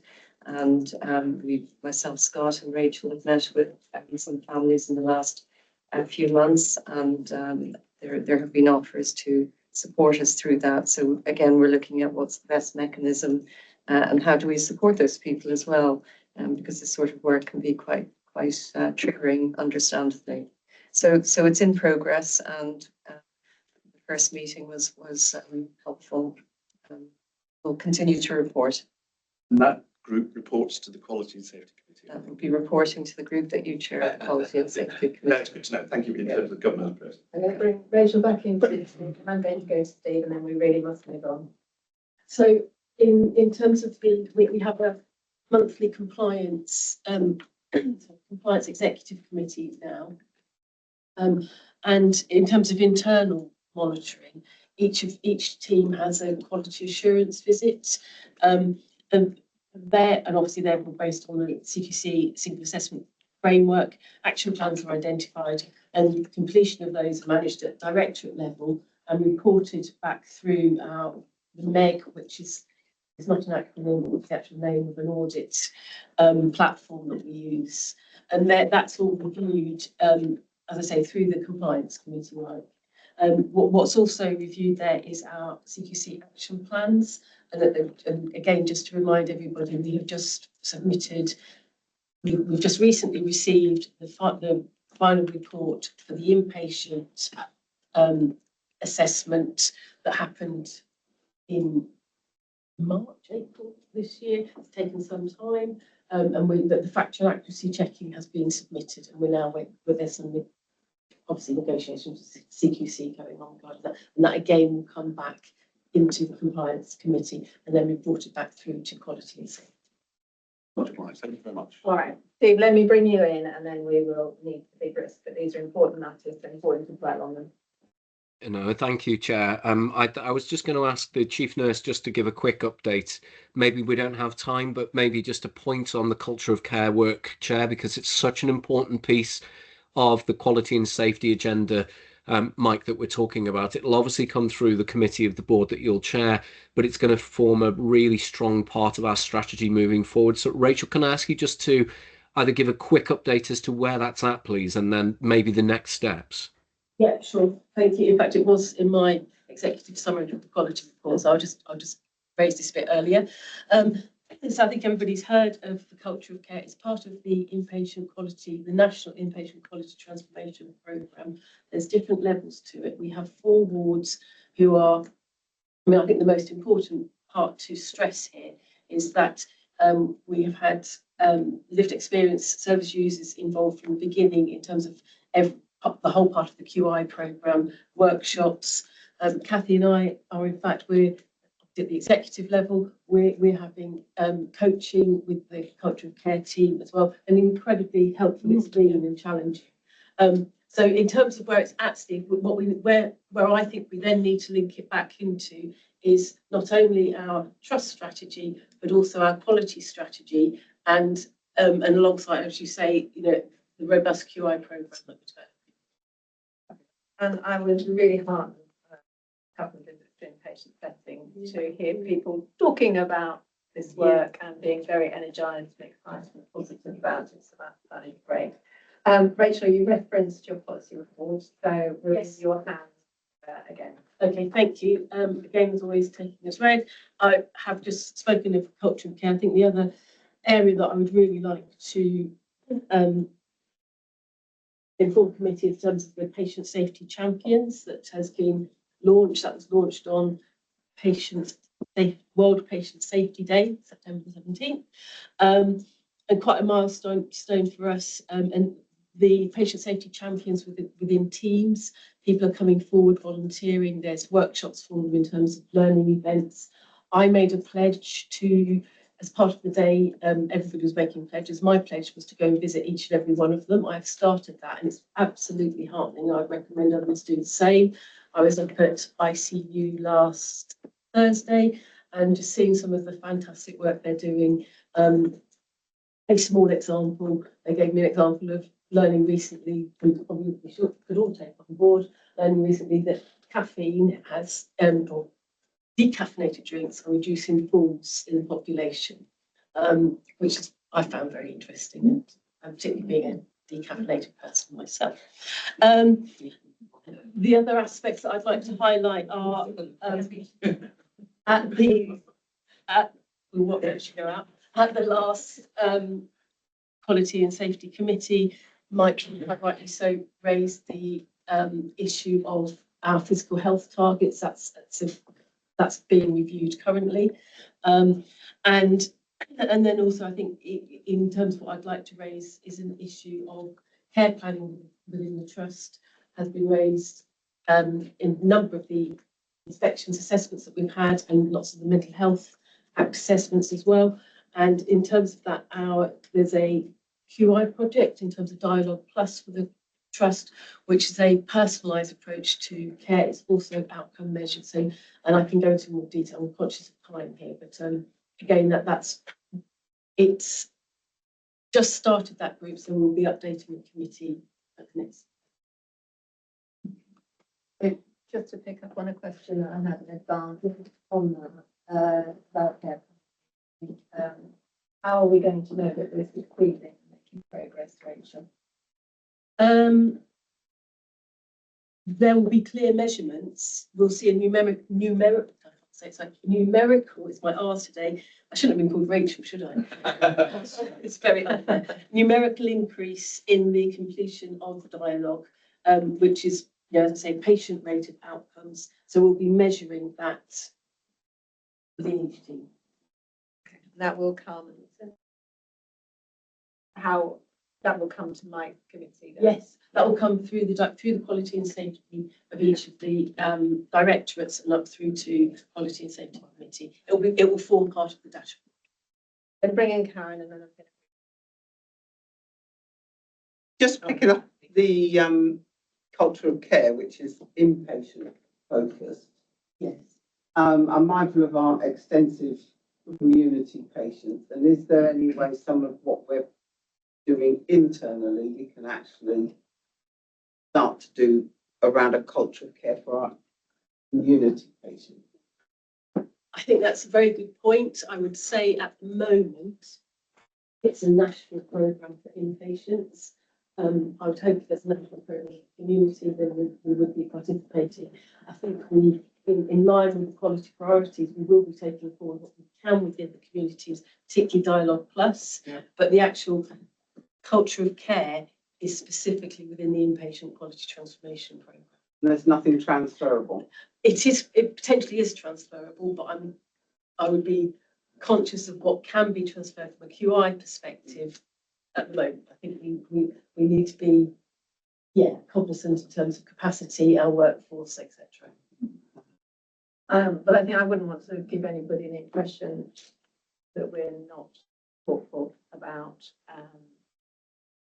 how we can improve the experience of those who are receiving services from us in the community and support staff to do ever better, which I know is what they are doing.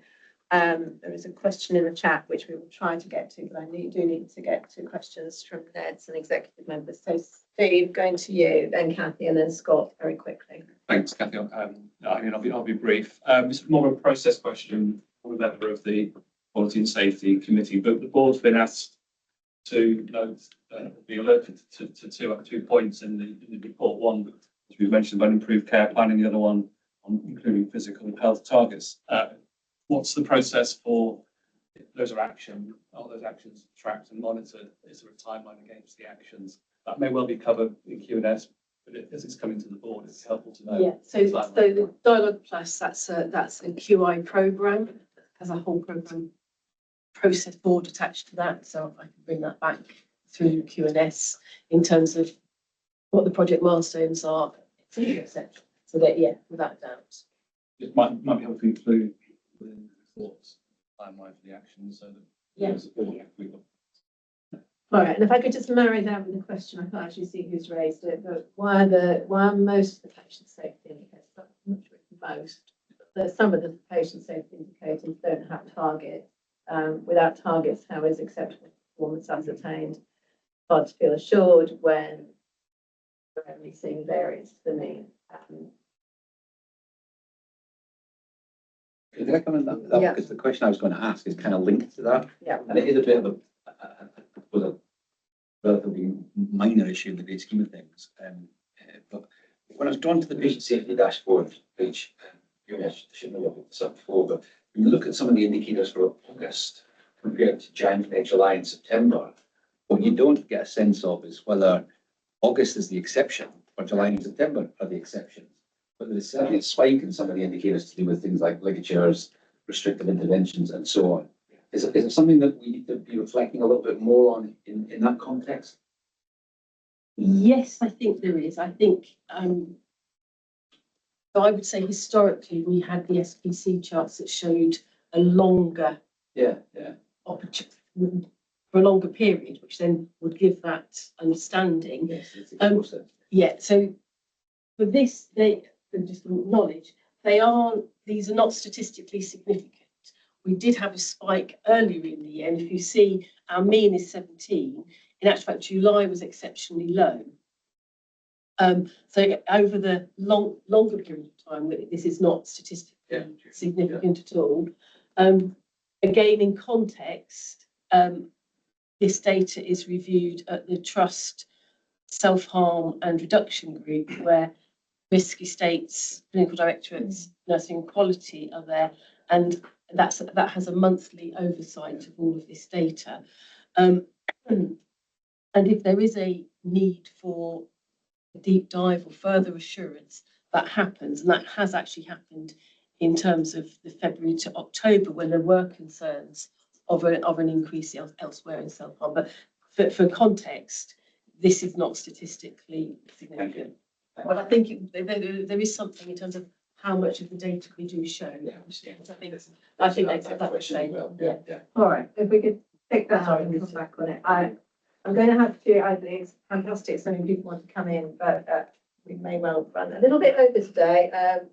Mike? It was just related to that question about the absence of targets. We raise it as an issue, we're looking at it, as Steve said, but that doesn't mean we haven't got data and insights into physical health. So the SPC charts look at falls and pressure ulcers. So I wouldn't want you to feel that we're blind to quality and safety issues with regards to physical health. And actually, trends over time might be more useful than setting a target which will fail and can act as a limit to ambition. Yes. Brilliant. Okay, Catherine, you wanted to come in? Yes, very briefly. So I just wanted to go into Rachel's report, mention the assertive outreach paper that went to the ICB board on the 15th of November, because a lot of the actions in that dovetail with what Rachel was talking about in terms of culture of care, care planning, and Dialogue Plus. So we have worked with the ICB to co-create an action plan, which is to support the ultimate development of an assertive outreach component to our services. This is on the back of the Valdo Calocane case, and all ICBs across the country were asked to do a benchmarking exercise. AO services, assertive outreach services, were decommissioned a number of years ago across the country. And so there's now an attempt to look at how those functions can be re-provided. So all this kind of fits together quite neatly. Just wanted to point that out. Super helpful. Brian, and then we're going to have to move on. Just a really practical point. I mean, if some of these matters, for example, have now moved on to system one and aren't coming off SPC or somewhere else, and we can't see they're blanks, just take them out of the report. There's no point in just having stuff on there for the sake of having a list of actions and targets. The interesting thing was when you look at the dashboard in its, as a self-standing, just the first 2 or 3 pages, you can't draw any conclusions from it at all.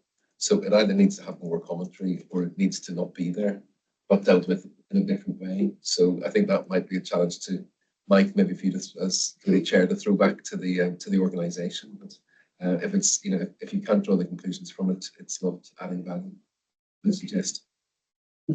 Sounds like subject for a conversation at quality, safety and patient care experience. Well done, Irene. Yes, absolutely. I've made a note. So. Right. Rachel, the final of your suite of papers is around the infection prevention and control annual report, which we have a duty to take. Yes, And be curious about. Well, and obviously take this as read again. This was approved via Quality and Safety Committee recently, and it's recommended for the board to formally.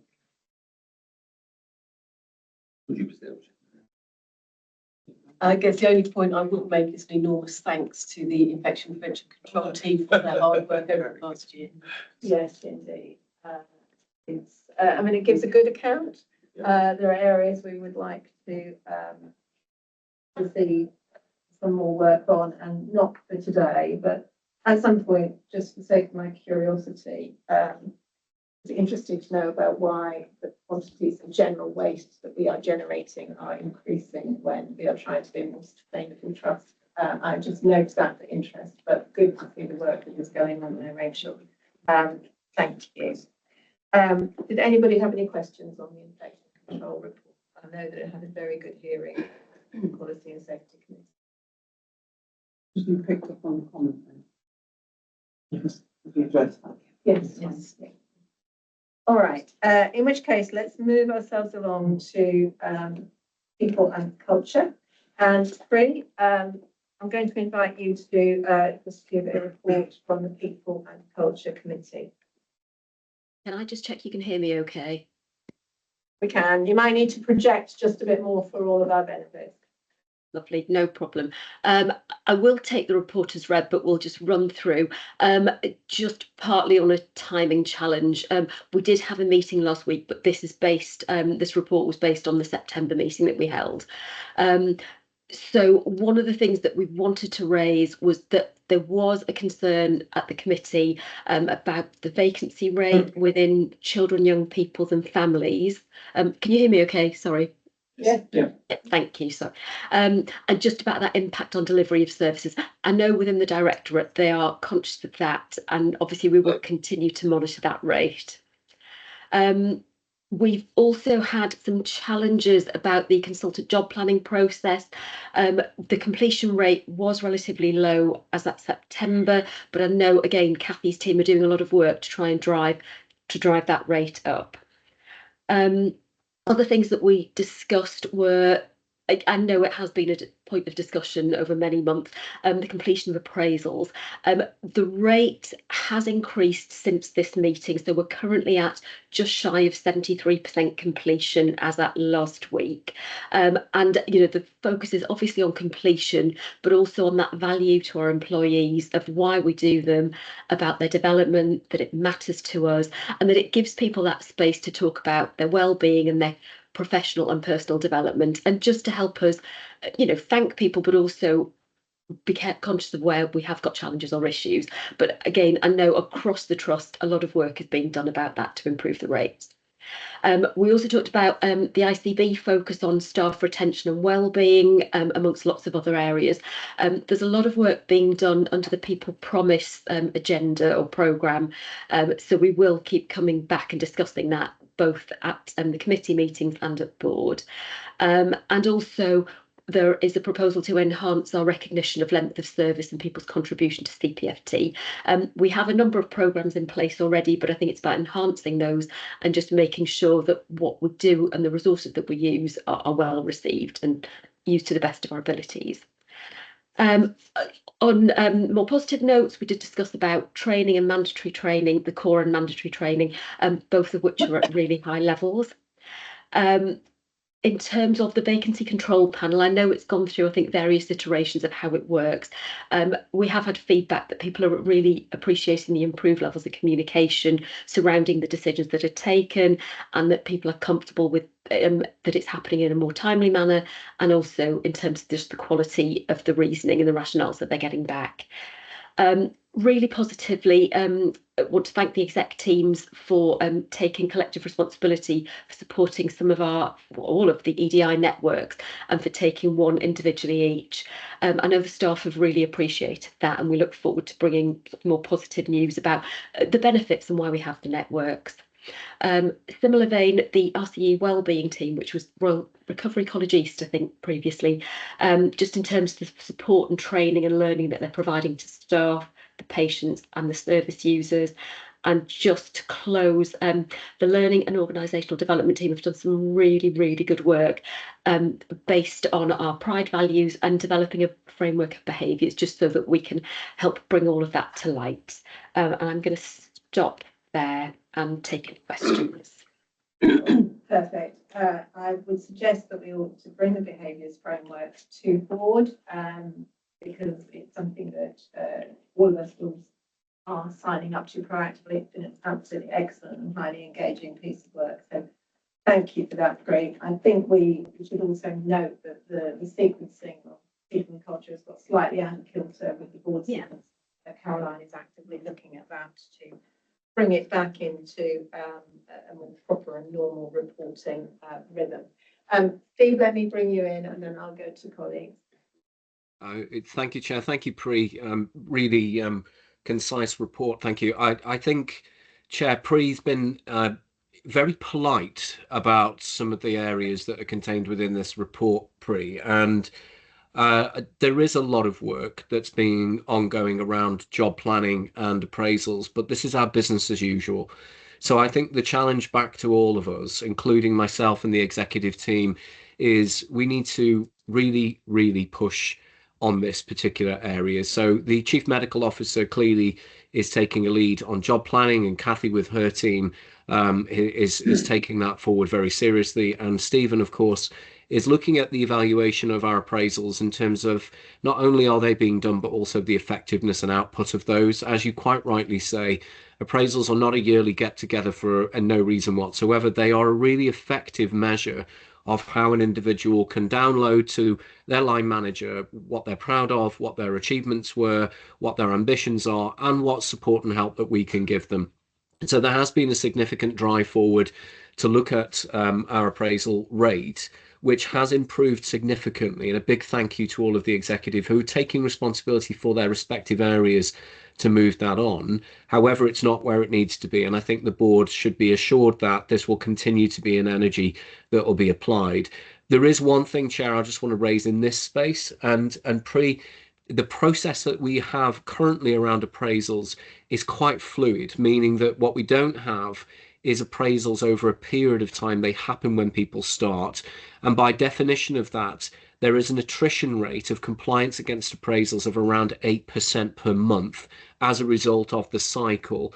So when everybody pushes to get appraisals done, if you then push and then relax, 8% drop off at the end of that month. So this is something that I think we need to evaluate as a board, because it's not the most effective way of doing things, and maybe a recommendation that we can bring forward through your committee in terms of change and with our joint union representative to make sure that this is meaningful and doesn't get people into this odd cycle of continually doing it.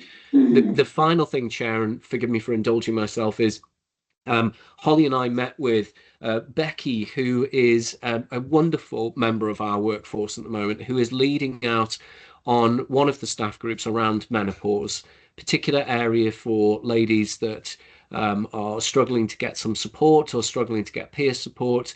And it was a really strong recognition of just how important the staff groups that we have are. Being able to reach out to peers, being able to talk to people with lived experience, being able to come maybe to terms with issues that don't need to be overly medicalized or overly processed, but just talk to somebody that understands. You can't put a price on that. So it's one of the things that I think we're taking forward seriously as an executive team, to evaluate how best we support our staff groups and making sure that they are there to flourish rather than they are there to struggle to do things because they've got other issues in front of them. So it's a bit of a commitment on the back end of that, which we'll bring through back into your committee. Brilliant. I'm going to go to Karen, then Steve, and then Kathy, and then we must move on. Okay, just picking up on your, it's more an observation, I think. The point you just made about the vacancy rate in the Children's Directorate. And I'm just reflecting back to the safer staffing piece of work that Mike did, in particular around care hours per patient. And if I'm just looking at the chart here from that paper, there are the required care hours per patient, if I'm understanding this right, and then the actual care hours per patient. And in some of the wards, it's over and above the required. I don't know whether looking at them in isolation or looking at it through different lenses is the best way. And I do wonder if this safer staffing report needs to then feature over and be triangulated, because if we're over in some areas and under in others, do we need to start thinking about how we resource plan, move staff across the organisation? So let's take that as a thought to work through. Steve, and then Kathy. Yeah, thanks. Just a couple of comments on the. It's great the core mandatory training is a success. It's been above target, I think, actually more 24 months than 12 months. When is the time to review the target in terms of keeping ourselves stretched and ambitious? I'm sure that's being looked at. And second, just there was a comment in the appendix 2 on recruitment activity. It says current vacancy control process is impacting on the recruitment team's ability to undertake pieces of work. I was just intrigued as to what that was, and are we sort of not helping ourselves a little bit in what we're trying to achieve on recruitment? Just welcome comment on that. Steve, this is in your report. It is, yeah. Thanks very much, Steve. So on the target and Fine, let's do the staffing first of all. So basically what that refers to is that we pulled a number of sort of core recruitment staff into that vacancy control process. So they support that, they support it at a directorate level, and they also support it at a sort of a corporate level as well. And I think the paper just reflects that, you know, it has in one sense taken away from some of those individuals who would have been sort of doing some of the core recruitment across the organisation. On the other hand, what we've also done now, of course, is put in sort of, you know, electronic versions of QIAs, etc. And also we're now sort of focusing more on sort of not so many the clinical posts, but more the admin posts. So again, the ask of them is less now than what it was, say, 3, 6, 9, 12 months ago. And I think we just need to review that again to see actually whether we can sort of pull one of those individuals back into sort of the recruitment world. Going to the target, I think that's a good challenge. I think at the moment there's a national piece of work around training and sort of that standardisation around training. I think my advice would be let's just wait for that national work to complete. There is now a national sort of scorecard. There's a move to a national alignment around actually frequency of training, and then the other bit they're looking nationally at the moment is sort of the passporting across as well, and that may well actually push to even better compliance, and then I think it's a really good opportunity to then raise it to about 95%. Passporting would be the most sanity-saving move for a number of us. Brilliant. Kathy. Yes, I just wanted to say something about the context of the challenges in job planning, but also what we're doing about it, so that you've got a bit of assurance around that. So the context has really been the capacity of the clinical directors and associate clinical directors, but also that we have changed the process in the last year to move to something called service level job planning, which means that we've added an extra tier into it, meaning there are far more meetings to be organised. What we are doing moving forward, the main challenge is in one particular directorate, which has the majority of the consultants. And we have just appointed a consultant as a workforce lead around job planning. And so we've set a target for 6 months to get up to 100% or as close to 100% as possible. We also have had a lot of changes in medical staffing, but we now have a very good temporary lead, and medical staffing are proactively arranging appointments for consultants and going through the electronic system, which presents some challenges at times. And we also have the Job Planning Consistency Committee up and running and well established. So there are mitigations in there, and we're working towards a new target of 100% in 6 months. All right, thank you so much. Stephen, with you, we've covered some of the items people were curious about. What other things would you draw out? So thank you, Chair. Really, really quickly then, sort of appraisals, and we've got obviously Steve and Priya have sort of spoken about that already. Just to say, as of the beginning of this week, we're at 84%, so we've gone, you know, quite moved considerably from 72% in September. Break glass shifts, again, there's some more information in the report around break glass shifts, and it's the first month for non-medical that we've had no break glass shifts in September, which I think is positive. Training, we've spoken briefly around training, training for role, but also there's the core mandatory that we've spoken about, and then training for role, we've hit just above 90%, which is the first time since 2019, which I think is really positive.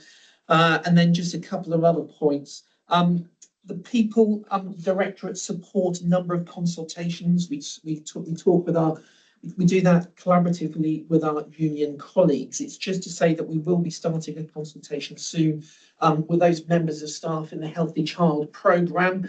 It's public knowledge, and it's been reported that obviously the Healthy Child programme or Peterborough City Council have decided to ask Cambridgeshire Community Services to deliver the Healthy Child programme from the 1st of April 2025. And so we are supporting our staff from a health and wellbeing perspective. We've got clear lines of communication. We're supporting the Children and Young Persons Directorate, and there will be a formal consultation in relation to the transfer across to CCS. I just think it's important to put that on record. And then we put it on record, can we extend our enormous thanks to all the staff who work in that area? They are absolute stars who go with great skill and compassion and passion around the work that they do. Stephen and I are meeting with them again to extend that thanks next week. My final point then is just really to thank everybody around the Pride Awards. I know we've done Laura. I'd just like to thank Chris and the communications team, and also Marianne and Rachel King, who organised the event, not just the event in Peterborough, but the event in Cambridge as well. And we continue to use the Pride Awards to actually recognise our staff who go above and beyond, and there's been a lot of positive feedback. Indeed. We have lots of staff and most of them go above and beyond. The more we can recognise that, the better. Brian, do come in. A really quick question around Healthy Child Programme. I know it comes up in Polly's report in a minute, but the question we should be asking ourselves strategically is, how did we find ourselves in the position that Peterborough City Council thought it was appropriate to go out to a different provider? And that's one to throw back probably to you, Steve, as chief executive, but to the team in general, because we need to position ourselves in a way that we shouldn't be at risk of any of these things, if that's possible. No, and indeed, it does feel that this situation feels like we've let down our staff and possibly children.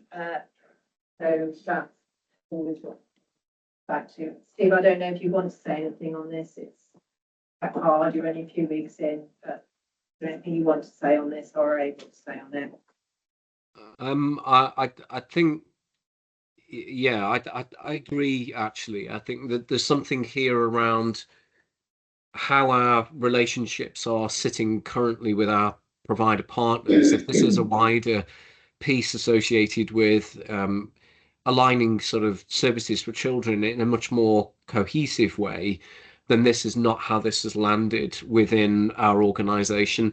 Certainly, the first week of me starting within the trust, I did reach out to both of the local authorities and also the partner that is potentially going to acquire these services, with a subsequent challenge. And I think I'm conscious this is a public board, so I don't mind saying this. With a challenge in terms of what the rationale behind this reason was and what the rationale for the integration of services was. All of those parties did indeed confirm to me that one of the things that was a primary objective was the improvement and alignment of the services there for the children and the families that they're supporting were the prime objective in terms of improvements to that service offer, which is reassuring in one respect. However, how this has been formed and how it's gone about is probably something linking back to our board assurance framework, Brian, around our partners. Now, with an improved relationship with some of our partners, we should be having these conversations way up front and upstream if there are any plans to start moving services, and we should be privy to that and round the table. And I was really clear that that was the case, because we would never stand in the way of anything that improved service offer or service delivery. We need to do it in partnership and not be competitive. So that's certainly the mantra of CPFT. And I think Scott and a number of colleagues have spoken to the workforce who are very happy and feel very supported by CPFT. And so what we now need to do is make sure that their rights are protected and the values are protected as they transfer potentially to another provider. Absolutely. Stephen, could I just ask you to speak to recruitment in our children, young people and families area, where we know that there is significant demand for services, but also a significant vacancy rate. So what are we doing to support that core area of work? Thank you very much, Chair. So the vacancy rate in October is down to 15.31%. So it has reduced. We continue to support children's and young people, very targeted sort of recruitment and recruitment campaigns. We're actually working with the Prince's Trust as well in order to bring people in, and actually with a particular focus in sort of child and adolescent area as well.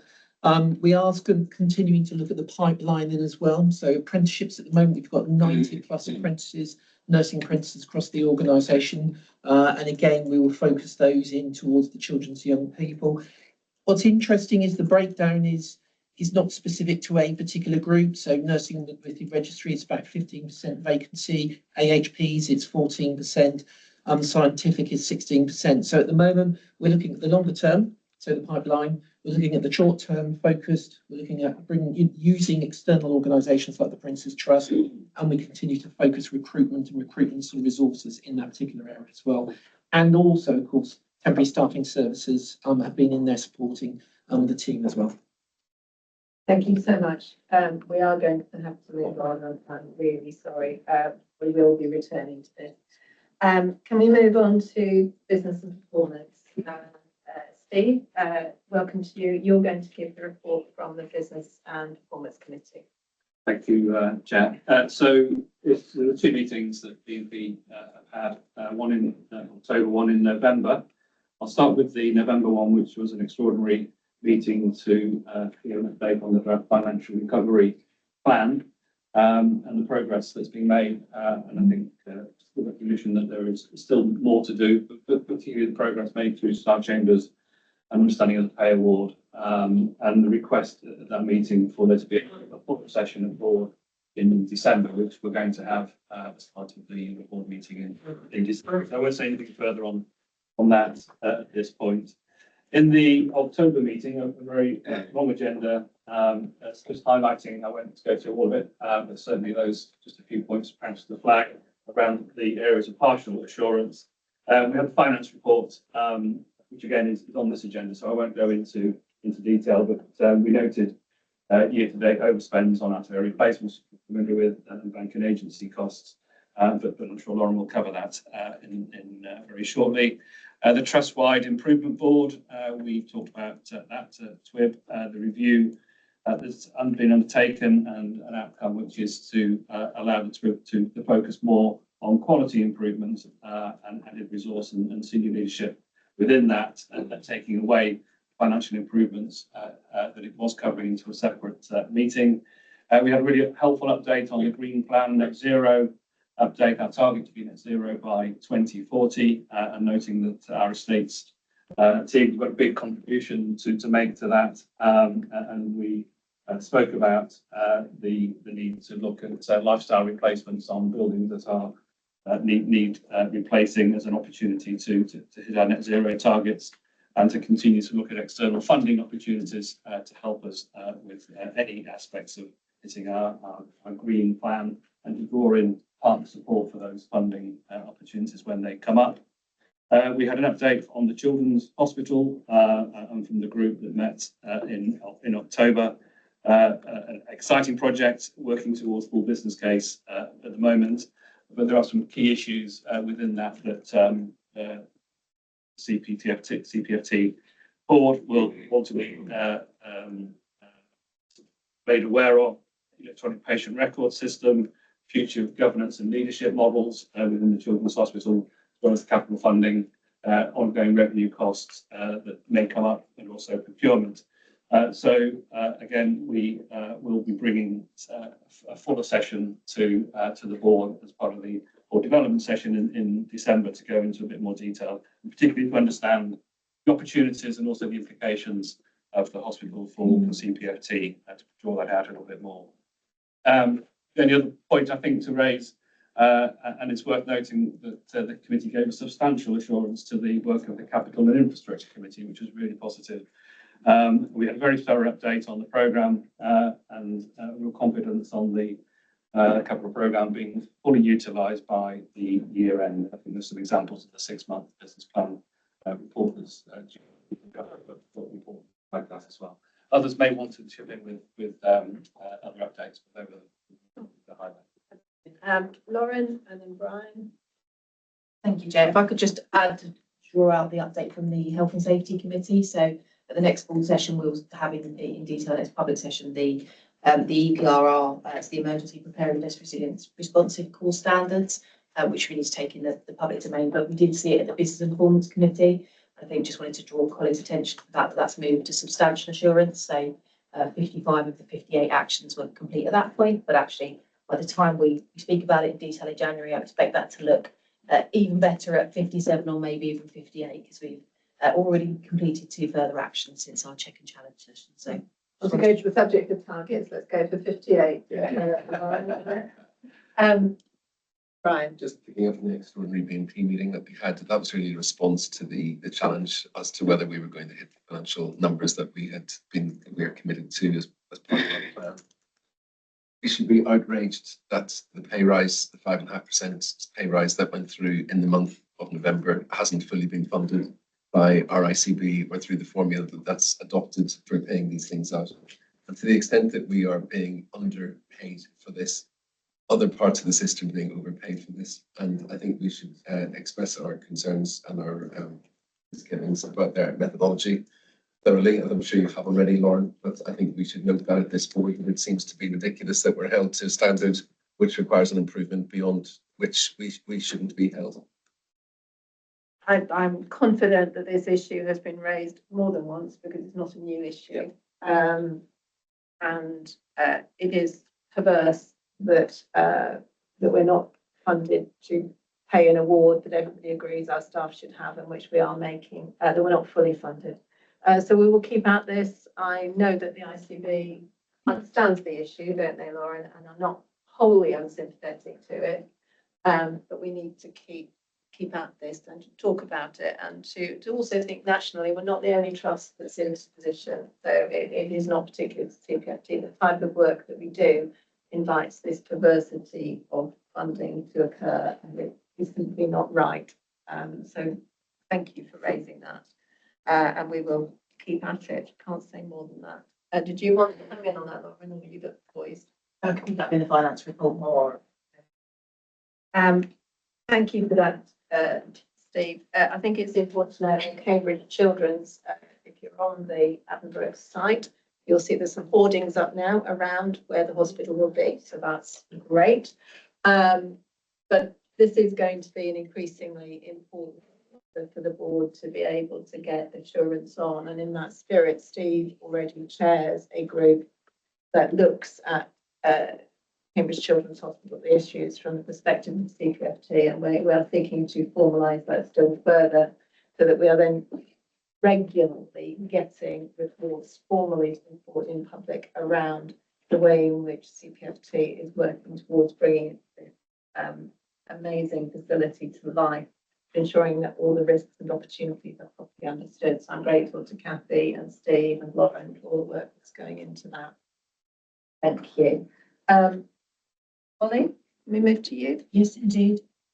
And I'll try and I'll take the paper as read. Just like to draw attention to a few areas. First is out of area placements. So the board will recognise that it continues to be an area of focus, and we are making sort of continual incremental improvements to patient flow. I'm pleased to say that Mulberry 3 will be fully opened by tomorrow.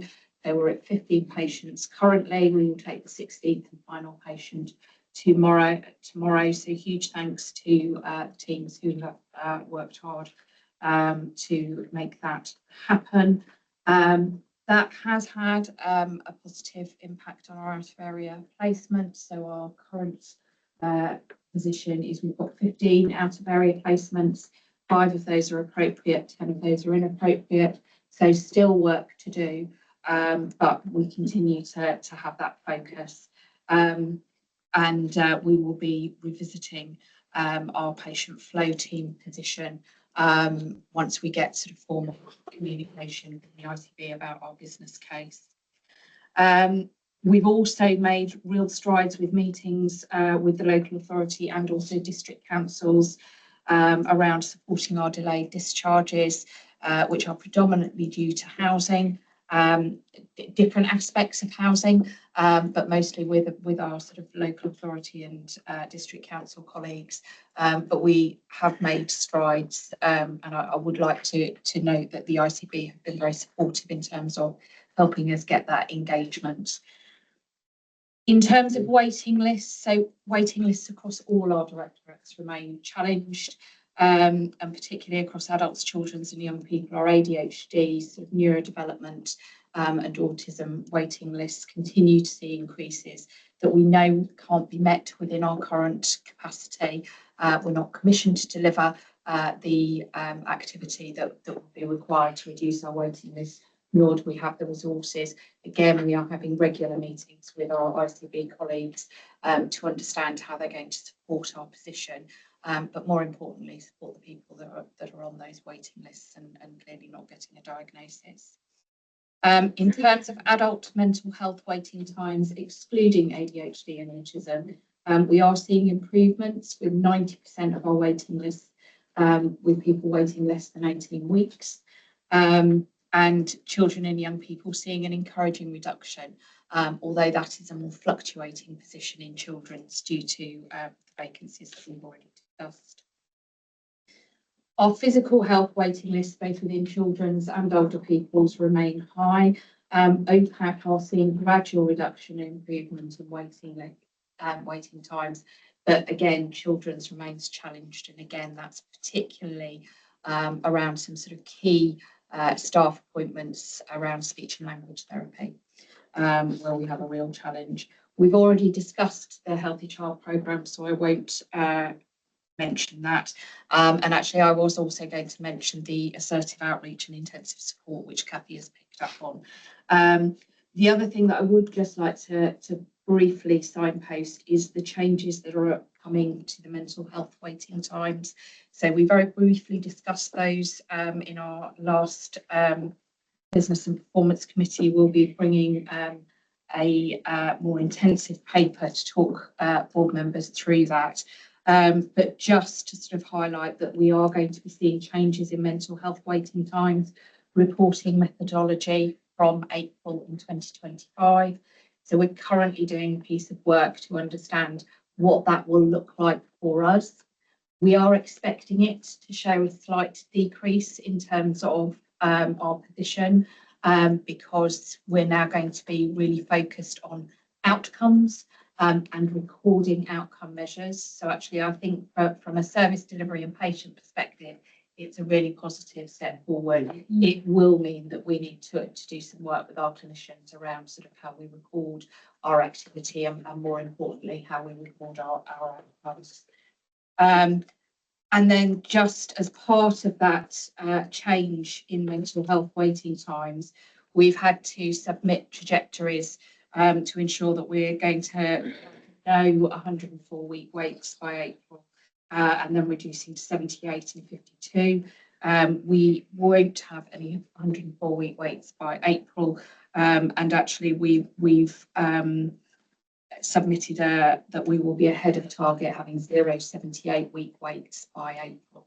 I am going to add the caveat that unfortunately that excludes ADHD and autism, which is disappointing, because actually I think having that national focus would ensure that as a system we were all really thinking about what feels to be a bit of an intractable issue in terms of how we're going to manage that. Okay, thank you, Holly. There is a great deal in there. Let me bring in Steve and then Lauren. Thank you, Chair. Lauren obviously might follow up on this, so apologies if I duplicate. I think the first issue, Chair, is the fact that we should actually congratulate the team on being well ahead of plan for the opening of Mulberry.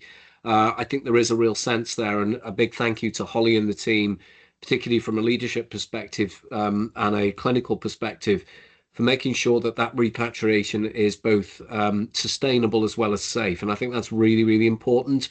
It is a marker for us and a milestone that our full bed capacity is where it needs to be back in that space. And I think that's really important.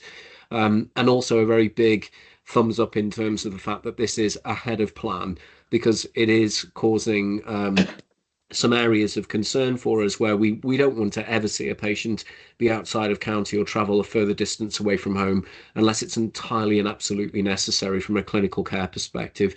So a very big thank you on that one. I think some of the other areas of performance that Holly's touched on are encouraging, but we need to make sure that we don't take our eye off this as this continues to move. And I think I'll be talking to the team about using appreciative inquiry when it comes to some of the areas that we've got challenges associated with. And I think there are some bigger ticket issues that Holly's touched on there that we need to be also taking forward into our system conversations. This is about population health demand. This is about changes in acuity since COVID-19. He says having COVID, but this is also about changes in operating practice and demand from informed service users. So really good to hear about where we are, but this is a point in time again. So when we go back to our strategy, back to the service specification review, and we start talking about the needs of the population over the next 5 to 10 years, all of that has to underpin our ability to then be able to deliver in terms of rebasing, reframing, or refreshing our contracts and our expectations, and looking at the quantums associated with that. And Steve, through B&P, I think this is something that we'll bring through. I've spoken to Stephen yesterday about some of our contracts, and Holly around how we need to revise those specifications against this, just to make sure that we're not set up to fail in any of this space. It's always good to refresh these. Some of them are historic contracts, so a really good opportunity to take stock, go back and have a conversation with our commissioning colleagues to make sure we've got a service fit for the future. All right. Perfect. Lauren, you wanted to come in? Yeah, sorry, a slightly different tactic I might shout at that point, but I think just noting kind of Holly's comments around the waiting list and the work that's happening there. And I guess just really to ask what we're doing to ensure the best possible patients are waiting well. And then sort of secondly, very mindful the diabetes waiting list type 1 is quite impacted by a relationship with another party, and how progress is going in terms of that medical support. I'll take the waiting well bit first, if I may. So that is something that we've been trying to incorporate as part of our waiting list management. So I think we're trying to have a sort of realistic, pragmatic view that actually there will be people who have to wait, and for some patients waiting 2 weeks will be as impactful as for those that wait much longer. So making sure that we are signposting individuals into where they can seek alternative help, making sure that GPs and practice nurses are also aware of where they can signpost patients. We're also doing some work with North and South Place in terms of how our voluntary sector and our sort of local community might be able to offer either bespoke support to certain groups of patients, or actually just a bit more of that sort of social support in terms of people waiting. We've had a meeting this week. Sorry about that. Sorry, everybody. Fine, the phone is falling down. Oh, carry on. To look at actually how we might use something called the communicator in System 1, which actually we could set up to send out a really simple sort of scoring to patients on our waiting list, and we would then be able to highlight patients who are seeing an increase in sort of their symptoms, etc., which would mean that we could reach out proactively to those individuals to understand if there's anything else we can do to support them whilst they're waiting. So I think that's quite an exciting innovation. It goes straight to sort of mobile phones or however the patient uses. It's one click. It would also help with some of our waiting time reporting in terms of that outcome, knowing actually how patients are progressing through that journey. So I think there's always more we can do in that space, but we are trying to sort of really think about how do we support people when we know they're waiting on our waiting list. And then in terms of the type 1 diabetes, so board colleagues will remember that we are commissioned to deliver the type 1 service in the north. We provide the nursing specialist team, but actually the consultant cover is provided by MWAFT. So we're seeing improved relations with MWAFT. Again, we're not where we need to be in terms of tackling our waiting list. So we have issued MWAFT with a contract performance notice. We've got regular meetings with them, and actually are seeing a much better level of engagement. They are really struggling to recruit consultants for their diabetes service. So we're thinking about sort of other, I suppose, professionals that have that level of expertise to help support our patients. I think it's fair to say that we are looking at the whole pathway, because we offer quite a traditional pathway in terms of consultant review, and actually a lot of our specialist nurses have the expertise that means that not all of the patients currently on the consultant waiting list need to be on the consultant waiting list. So we're doing that piece of work in conjunction with MWAFT colleagues. Okay, that is super. Thank you, Holly. Did you want to come in, Mike? Only to put time, Chair. Yeah, we're going to be 5 minutes over today, but it's important that we are. Just a couple of comments on waiting lists. For me, I think getting long waiters off the list is important. However, it creates a bias towards the long waiters rather than the sickest. And from a safety and quality point of view, that is an issue. So I don't know to what extent that can be factored in through waiting well, but that was one observation I had about waiting lists. But in terms of the national thing, if ADHD is not included, I know there's been a lot of talk this week about employment and the government's interests in getting a lot of people who are off work sick back to work. And I understand that the commonest reason for that is mental health, and whether there's anything we could say internally or externally about our services such as the IPS service, which is individual placement, getting people back to work, Darwin nurseries, which is improving employability. I think there is a narrative there, and therapeutically as a GP, actually work is a very therapeutic intervention. And then if I may, also as a GP, waiting list like we've got means GPs don't refer. So there's an invisible waiting list out there, people who it's going to be 2 years, what's the point? And I think as a mental health trust provides service, we've got an invisible need or an unmet need, which is not quantified.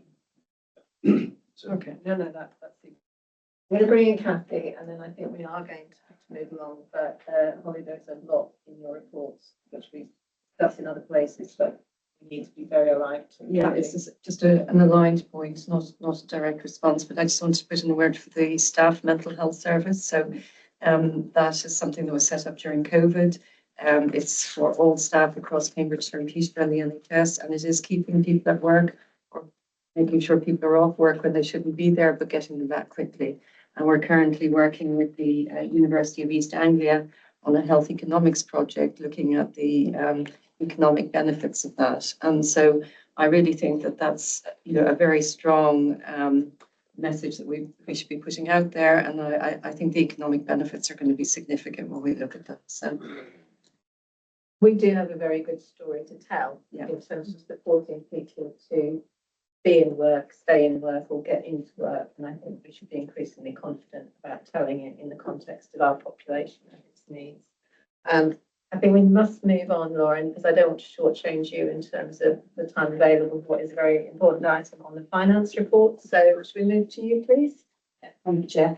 So I'll take the report as read, but we'll just draw out a couple of key elements, and there's a link back to some of the conversation we've already been having. But just to note, at month 7, so as at the end of October, the position for the trust was a 6.2 million deficit for the year-to-date position. That was as against a £4.7 million deficit plan. So we had a planned loss for the first 6 months of the year, and then with the sort of gradually recovering position in the latter part of the year, with our recovery plan, our efficiency plan really kicking in during that period. We are £1.5 million behind that plan now as we report month 7. I would note that's quite a significant shift in month, and I think there's already been some discussion whether to pick up a little bit of that in this element of the agenda, if that's okay. So one of the big drivers for the month 7 shift is the pay award. So we know that we've got a pressure on the pay award. So what we've paid to staff, we are not able to fully recover from our commissioners, or we identify a risk there in terms of how the allocation method works, and then secondly, being able to collect that from the various sources that fund our activities here. £800,000 of that has crystallised in month 7 itself, because the pay award goes in month 7 backdated to April for start. So that is a significant driver of our shift in our financial position in month. But that said, noting we have a deficit plan, and actually we are slightly off of that plan with a slightly greater loss at this point than we anticipated having. There's a couple of key reasons, I guess, looking forward, and we've already referenced the BNP committee has given this some significant focus over the last few weeks, and that as a board we will continue to do so over the coming weeks. But for us, there is a risk around efficiency, future delivery. Now, I want to really recognise, because staff have made huge inroads this year, that actually so far in the year we have delivered £6.7 million worth of efficiencies. I think it's really helpful to see that in the context that was the equivalent of our full year efficiency plan last year, and that's greater than previous years. So that's been significant inroads with a much higher recurrency in terms of the delivery modality of that. So lots of those things we've done will also play through into next year, but we are seeing slippage in some areas. So despite that achievement, we are £2.2 million behind our efficiency plan year to date. And as we forecast ahead, in light of the information that we now have, we can see we've got challenges through into the latter part of the year. So that compounded by the pay award position, which gives us a gap of £2.5 million we anticipate at this point, full year impact. We've obviously moved to the point of having a financial recovery plan to look at how we can offset that, what we can do, what we can take, actions as an organisation to address that. Obviously, some colleagues have already referenced, but we've been running STAR chamber meetings for, I think, 5 of Steve's 6 weeks with us. So we've certainly moved into that recovery space, and we're trying to address the financial challenges in a slightly different way for the organisation this year, in some of those smaller conversations with budget holders about what more we could do to try to offset that financial position, particularly in terms of this year. For the pay award, I'd note the system as a whole, CMP, is challenged and is recognising a shortfall. And I think that's partially a product of being a net inflow system, and then us as an organisation being a mental health community provider, having a much higher staffing ratio than other organisations, we see an adverse impact. And again, when we reach out to peers and partners, we're seeing the same challenge in other equivalent organisations. So there's sort of a double hit for us, if you might, but we are looking at that separately and actively discussing it with the system and with other partners. If I pause on revenue there, because I think we've talked a lot about recovery actions, and obviously we'll spend more time on that, particularly at the next BNP, and then again leading into to the board session in a couple of weeks. In terms of the other aspects of the financial plan, just to draw out, so the cash position is slightly up in month, so just shy of £29 million cash in month, and that's after allowing for the pay award, so slightly improved cash position there. We have got purchase orders from some of our key partners now and are able to raise invoices and pursue those. But we do need to drive on bringing that cash in, because when you're trading at a deficit, there's a real risk in terms of that. So big push for system partners, particularly our local authority colleagues, in terms of recompensing us for the services that are actively being provided. And then to note the capital plan. So we are reporting obviously that we're behind on the capital plan year to date with 2.4 million underspent as reported here. Large driver of that is the lease position. And just to note that the next BNP committee and board will receive an update or rather a lease for sign off, which if that is agreed, we'll pretty much address that position back up to year to date. So it's a delay in agreeing a lease with a private partner for renewal for one of our areas of service that's driving that, but as I say, it will catch up. There is national focus on the capital plan and an ask for revision of forecast, so we'll be engaging in that exercise, but as it stands for us at the moment, we do expect to spend our full capital budget. Work is progressing really well, particularly on the safety plan, as it's known, with a lot of the anti-ligature changes being made, and that's an area of significant investment for us this year in terms of progressing through that plan. Lauren, thank you. Most comprehensive, and people around the board, we will have had discussions on this a number of times. But anybody want to add anything to what Lauren has said around the position that we're in, some of the challenges that continue, and some of the work that we will continue to do our level best to bring things as close to back on track as possible? Steve, do you want to come in?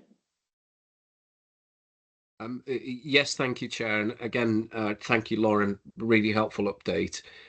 I think a couple of things have moved, Chair, over the last couple of weeks, which are green shoots and good signs of the way in which we're working now as an organisation. I think the first is the implementation of the STAR chambers, because that process allows us to do two things. Those STAR chamber processes start with an overview of quality, safety, lived experience, patient care, and risk within each of our operating models and operating forums.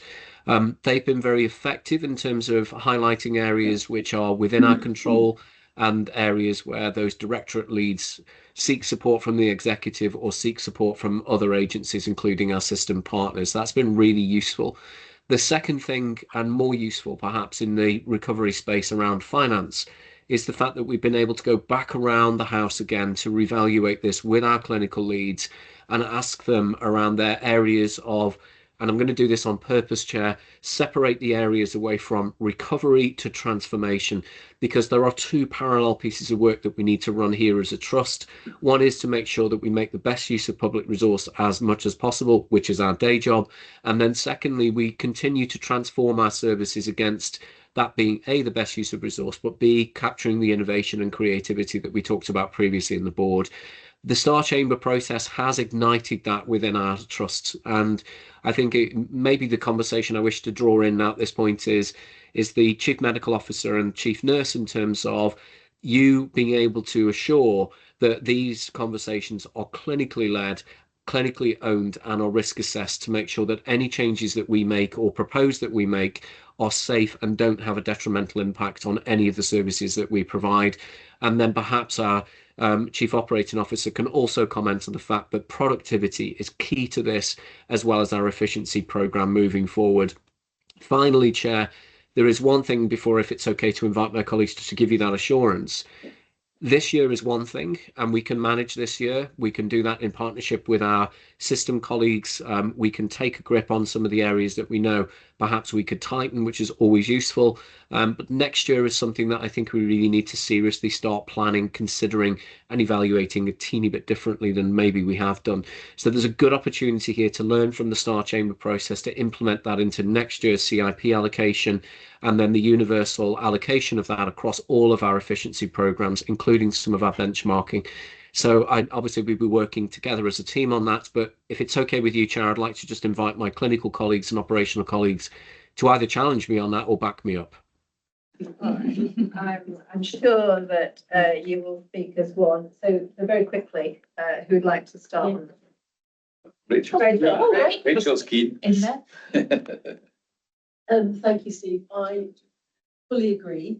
And I would like to give an example of district nursing, which I know my colleagues are fully aware. I was out visiting quite a few of the district nursing teams recently, and the overriding issue for them is that they can't say no to any work that comes their way, because it's just, like you'll know, it's just how it is. And from a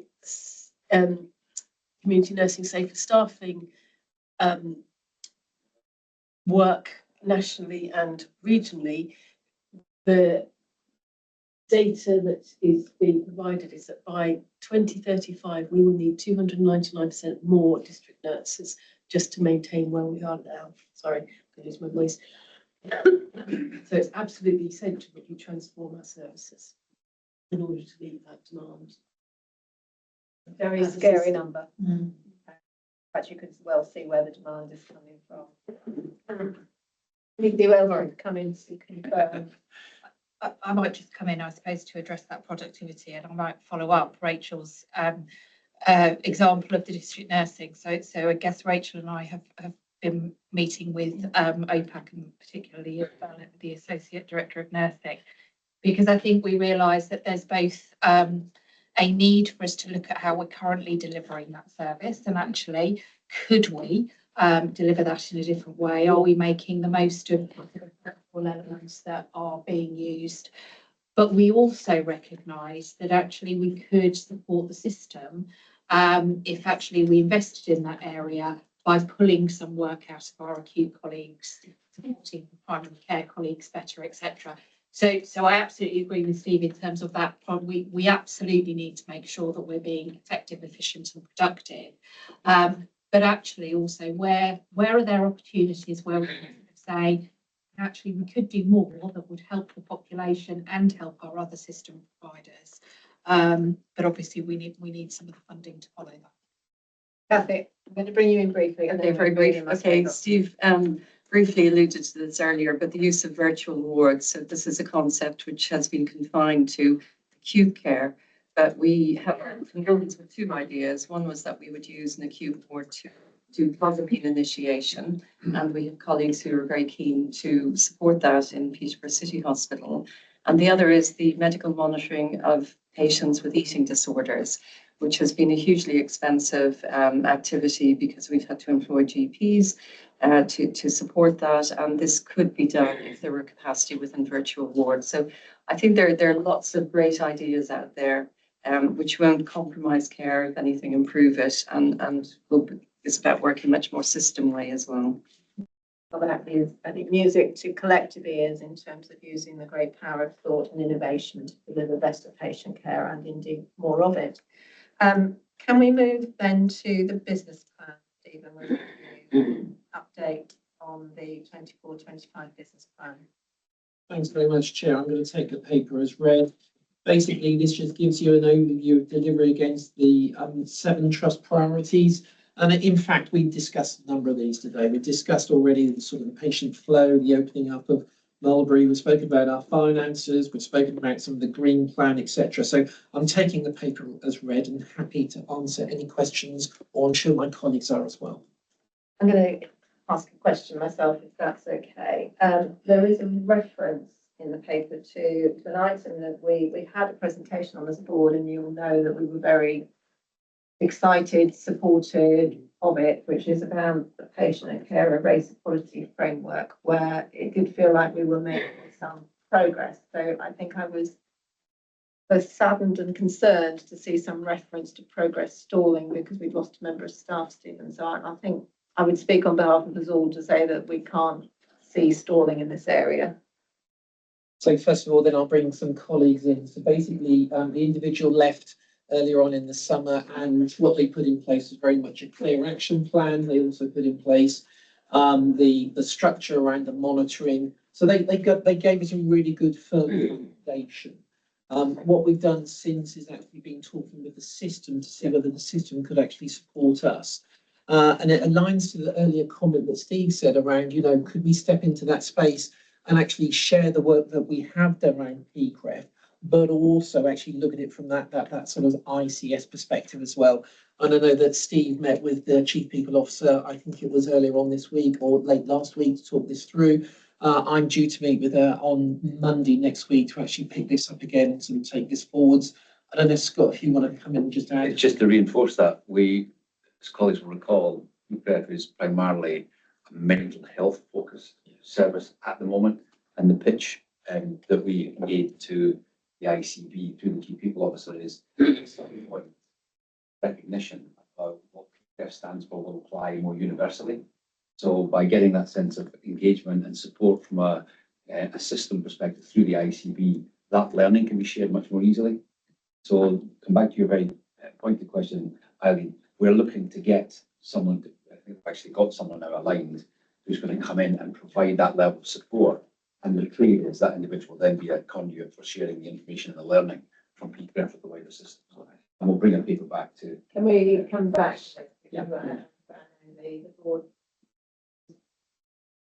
incredibly interested and Steve by the importance of this work. So I think we would want to get assurance that it's moving forward. Thank you, Stephen. As you said, we've covered quite a number of matters in during the course of the meeting. So with that, I'm going to move to you, Brian. Could I just make one quick point, if I may, just to add, under the improvement about technologies, just to announce that we actually launched we finished the rollout of the electronic prescribing and medicines administration system this week. Brilliant. So that enhances the way we manage medicines across the organisation, which in itself is a significant step forward. So sorry about that. No, if this indeed links to audits and the like, so it's a neat segue. So Brian, to you. Very neat segue, and actually medicines management. We had the two pharmacists came to the audit committee to talk through the progress that we made at the last meeting, which was it was good to see that we don't just talk about financial things, but talk about other responses to other risks across the organisation.